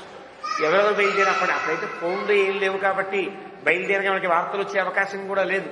కానీ వార్త పాకిపోయింది. రాముడు అడవికి వెళ్ళడం ఖాయమైందని వార్త పాకిపోయింది. కాబట్టి అక్కడ ఉండేవాళ్ళంతా ఏదో మంచినీళ్ళు పట్టుకునేవాళ్ళు, కొళాయి దగ్గర కొట్టుకునేటువంటి వాళ్ళు ఇలా అంటారు కదా. ఆ వీధిలో ఉండేటువంటి ఆడవాళ్ళైనా మగవాళ్ళైనా పనులకి ఏర్పడే వాళ్ళంతా కూడా రాముడిని అడవిలో పంపిస్తారండి, ఆ రాజుగారికి బుద్ధి ఉందా అంటూ మాట్లాడుకుంటారు. ఆ తల్లికి బుద్ధి ఉందా అండి, ఆ తల్లి కోరిందిట, రాజుగారు పంపించేస్తున్నానట. ఇలా వాడు మాట్లాడుకుంటుంటే ఆ మాటలన్నీ రాముడు వింటున్నాడు. స్పందించకూడదు, ఎక్కడా కూడా తాను రాముడిని తెలియకూడదు. రాముడు తనని వాడు తెలిసినా కూడా ఆగకూడదు కదా. ఆ రకంగా గ్రామాన్ వికృష్ట సీమాంతాన్ పుష్పితాని వనాని చ పశ్యన్ అతియయౌ శీఘ్రం శనైరి వహయోత్తమై. ఆ మాటలు వినకూడదని రాముడు గబగబా సుమంత్ర గబగబా అంటాడు. అంటే విందాం ఏం మాట్లాడుకుంటున్నారో, మా నాన్నని మా అమ్మని తింటూ ఉన్నా కదా, వినక తిట్టాల్సిందే అనుకున్నాడు. అవి వినకూడదని పరిగెత్తు గబగబా తీసుకెళ్ళి ఈ మాటలు వినకూడదు అని ప్రయాణిస్తున్నాడు. శృణ్వన్ వాచో మనుష్యాణం గ్రామ సంవాసవాసినాం రాజానం దిగ్దశరథం కామస్య వశమాస్థితం. ఎంత వినకూడదనుకున్న మాటలు వినిపిస్తున్నాయి. ఎవరో గట్టిగా మాట్లాడేవాడు ఉంటారు కదా, కొంచెం గట్టి గొంతులు వాళ్ళు ఉంటారు.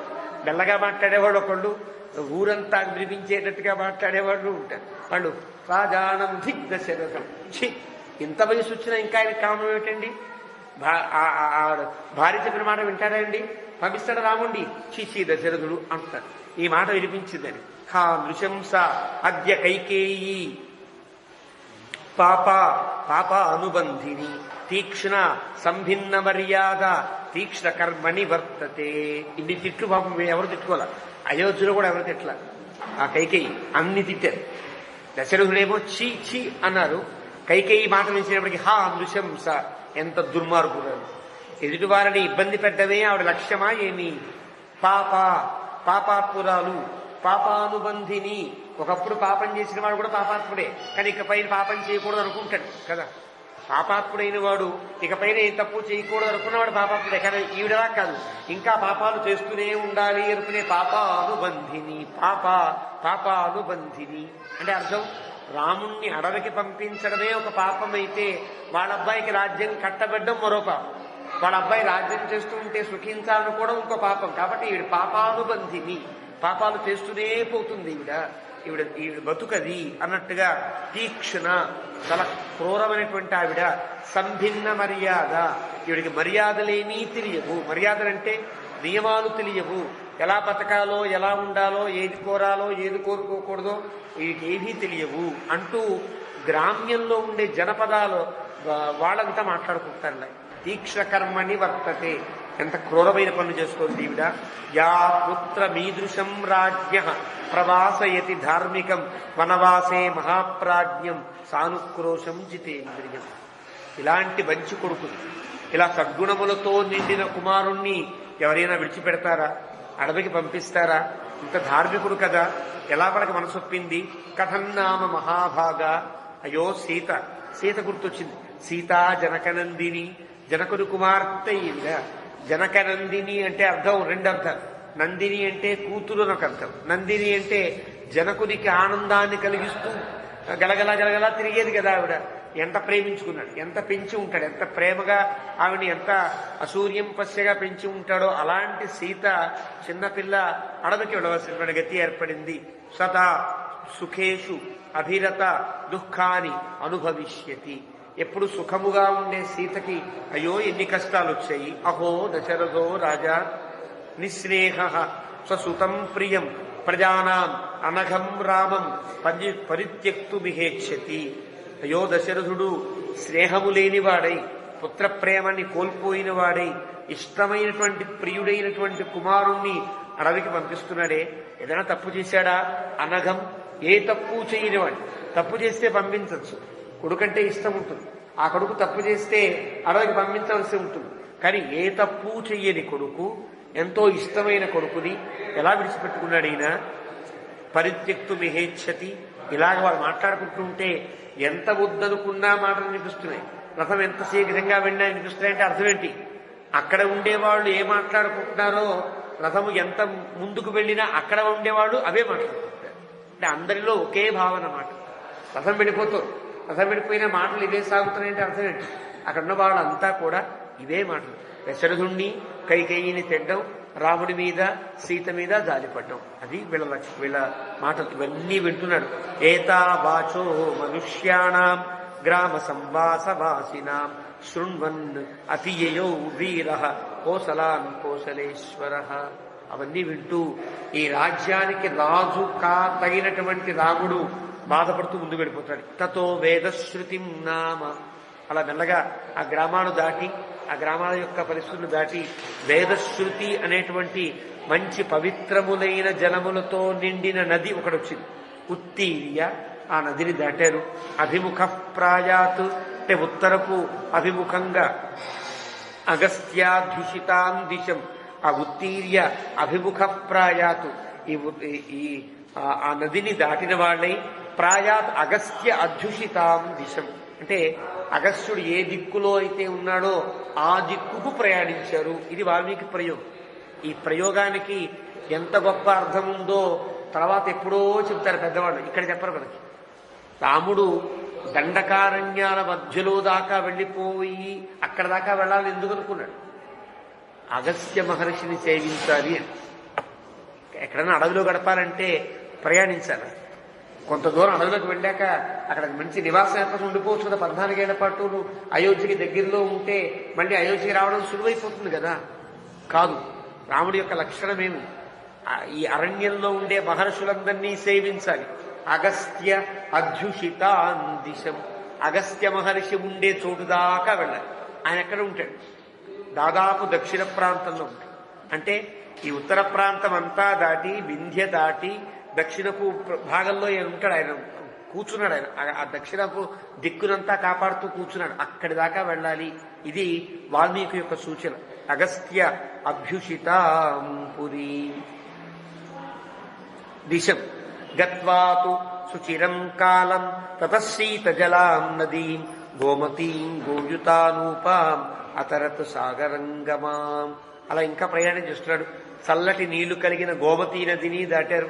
అలా దాటుకుంటూ గోమతీంచ అతిక్రమ్య రాఘవ శీఘ్రగై హయై, గబగబా పరిగెత్తే ఆ గుర్రాల యొక్క రథంలో రాముడు ముందుకు వెడుతున్నాడు. మయూర హంస అభిరుతాం తతార సెందిక అన్నది. నదులు దాడుతున్నాడు. వేదశ్రుతిని దాటాడు, గోమతిని దాటాడు. సెందికా నది అని ఒకటి ఉంది. సెందికా నది అంటే గబగబా పారే ఒక నది ఉంది. ఆ నదిని దాటాడు. నది దాటి సమహీం మనునారాజ్ఞ దత్త విక్ష్వాకవేపురా స్ఫీతాం రాష్ట్రావృతాం రామో వైదేహీ మన్వదర్శయతు. చూపిస్తున్నాడు. గో ఈ ప్రాంతాలన్నీ మనవే, సీత, ఈ రాజ్యాలన్నీ కూడా మా తండ్రి గారివే, మా యొక్క విక్ష్వాకులవే అంటూ ఆ సీతమ్మ తల్లికి ఆ రాజ్యాలన్నీ చూపిస్తున్నాడు, ఆ ప్రాంతాలన్నీ చూపిస్తున్నాడు. అంటే రాముడికి ఇవన్నీ తెలుసు. ఈ మార్గాలన్నీ తెలిసినవాడు, యువరాజు కదా. పట్టాభిషేకానికి సిద్ధమయ్యేటువంటి రాముడు అన్ని ప్రాంతాలు బాగా అధ్యయనం చేసే రాజు కావాలి. ఇవన్నీ అధ్యయనం చేసిన వాడు కావడంతో ఈ నది ఇది, దీని పేరు ఇది, ఇక్కడ దాకా మా భూమి ఇట్లా ఉంది, మా పరిపాలన ఇక్కడ ఎలా సాగుతుంది, మాకు ఉండే సామంతులు ఇక్కడ ఉంటారు, ఇవన్నీ చెప్పుకుంటూ అన్వదర్శయతు, దర్శనం చేయిస్తూ రాముడు సాగుతాడు. సూత ఇత్యేవచ ఆభాష్య సారథిం తమభీక్ష్ణస హంస మత్తస్వర శ్రీమాన్ ఉవాచ పురుషర్షభ. సూత అన్నాడు. అంటే సుమంతుడిని పిలిచాడు, సూత అని పిలిచాడు. ఆగాడు. సారథింతమభీక్షిత హంస మత్తస్వర అంటే చాలా అందమైనటువంటి మదించిన హంస మాట్లాడినట్టు ఏదో, అంటే గొంతులో, రాముడి గొంతులో జీర కానీ బాధ కానీ లేదన్నమాట. బాధపడుతూ వెళ్ళాల, తండ్రి ఆజ్ఞని పరిపాలిస్తున్న ఆనందంతోనే వెళుతున్నట్టుగా ఆ గొంతులో ఉండే స్వరం హంస మత్తస్వర, చాలా మృదువుగా మధురంగా మాట్లాడు. సూత ఆగమన్నాడు అని ఉవాచ పురుషర్షభ ఇలా అంటున్నాడు. కదాహం పునరాగమ్య సరైవాహ పుష్పితే వనే మృగయాం పర్యటిష్యామి మాత్రా పిత్రా చ సంగతః రాజర్షీణాం హి లోకేస్మిన్ ప్రత్యర్థం మృగయావనే కాలే వృతాంతాం మనుజైః ధన్వినామభికాంక్షితాం నాత్యర్థం అభికాంక్షామి మృగయాం సరయూవనే ప్రతిర్శేషా తులాలోకే రాజర్షి గణ సమ్మత. అంటే రాముడికి ఇక్కడి దాకా అప్పుడప్పుడు వచ్చి తిరిగేటువంటి ఒక అలవాటు ఉంది రాముడికి ఈ ప్రాంతాల దాకా. కాబట్టి ఈ ప్రాంతాలని బాగా తిరిగిన ప్రాంతాలు, నడిచిన ప్రాంతాలు, సరదాగా తండ్రి గారితో తల్లి గారితో ఇవన్నీ సంచరించినటువంటి విహార స్థలములు ఇవన్నీ ఇప్పటిదాకా వచ్చినవన్నీ. ఇవన్నీ దాటి ఇప్పటిదాకా తాను తిరగని ప్రాంతాల్లోకి, అడవుల్లోకి వెళ్ళాలి. ఇప్పటిదాకా తిరిగిన ప్రాంతాలు, ఇంకా తిరగని ప్రాంతంలోకి వెళ్ళాలనుకున్నప్పుడు ఇక్కడ దాకా తెలిసిన ప్రాంతంలో ఆగి, అయ్యో సూత, ఇన్ని మార్లు ఇక్కడ దాకా తిరిగాం, మా నాన్నగారితో మా తల్లి గారితో ఎన్నిసార్లు ఇక్కడ ఇదంతా వేటాడి ఉంటాను, మళ్ళీ ఇలా తండ్రి గారితో తల్లి గారితో కలిసి ఈ ప్రాంతాలన్నీ తిరిగే రోజు ఎప్పుడు వస్తుందో కదా అని సూతుడితో అంటున్నాడు. రతిరిశేషాతులాలోకే రాజర్షి గణ సమ్మత. కాబట్టి మళ్ళీ అయోధ్యకి వచ్చి మా తండ్రి గారితో తల్లి గారితో ఈ ప్రాంతాలని సరదాగా తిరిగేటువంటి కాలం రావాలి. అలా వచ్చి ఇవన్నీ మళ్ళీ నేను తిరగాలి అనుకుంటూ సతమధ్వానం ఐక్ష్వాక సూతం మధురయా గిర తం తమర్థమభిప్రేత్య యయౌ వాక్యముదీరయన్. ఆ రకంగా సూతుడితో అందంగా మాట్లాడుతూ, అంటే ఎక్కడా కూడా సూతుడు బాధపడుతూ తాను గంభీరంగా వెళ్ళిపోతూ ఉంటే ఎట్లా, ప్రయాణం సాగాలంటే ఆ సారథితో మాట్లాడకపోతే, సారథి అలా ఒక నిశ్చేషుడిగా వెళుతుంటే ప్రయాణం బాగుంటుంది. సారథితో మాట్లాడుతూ ఉండాలి. ఆ డ్రైవర్ కూడా మాట్లాడుతూ ఉంటే ఆ ప్రయాణం అతనికి సుఖంగా ఉంటుంది, వీళ్ళకి సుఖరంగా ఉంటుందని మధురమైనటువంటి పలుకులతో సూతుడిని ప్రస్తావిస్తూ సూతుడితో మాట్లాడుతూ రామచంద్రమూర్తి ముందుకు వెళుతున్నాడు అంటూ 51 సర్గ అనేది వాల్మీకి ముగించాడు. ఏవమే తత్పురావృత్తం ఆఖ్యానం భద్రమస్తు ప్రవ్యాహరత విస్తబ్ధం బలం విష్టో ప్రవర్ధతాం లాభస్తేషాం జయస్తేషాం కుతస్తేషాం పరాభవ ఏషామిందీవరస్యామో హృదయస్థో జనార్దనః కాలే వర్షదుపర్జన్యః పృథివీ సస్యశాలినీ దేశోయం క్షోభరహితో బ్రాహ్మణాः సంతు నిర్భయాः కావేరీ వర్ధతాం కాలే కాలే వర్షదువాసవః శ్రీరంగనాథో జయతు శ్రీరంగశ్రీశ్చ వర్ధతాం స్వస్తి ప్రజాభ్యః పరిపాలయంతాం న్యాయేన మార్గేణ మహీం మహీషాः ఓ బ్రాహ్మణేభ్యः శుభమస్తు నిత్యం లోకాः సమస్తాः సుఖినో భవంతు.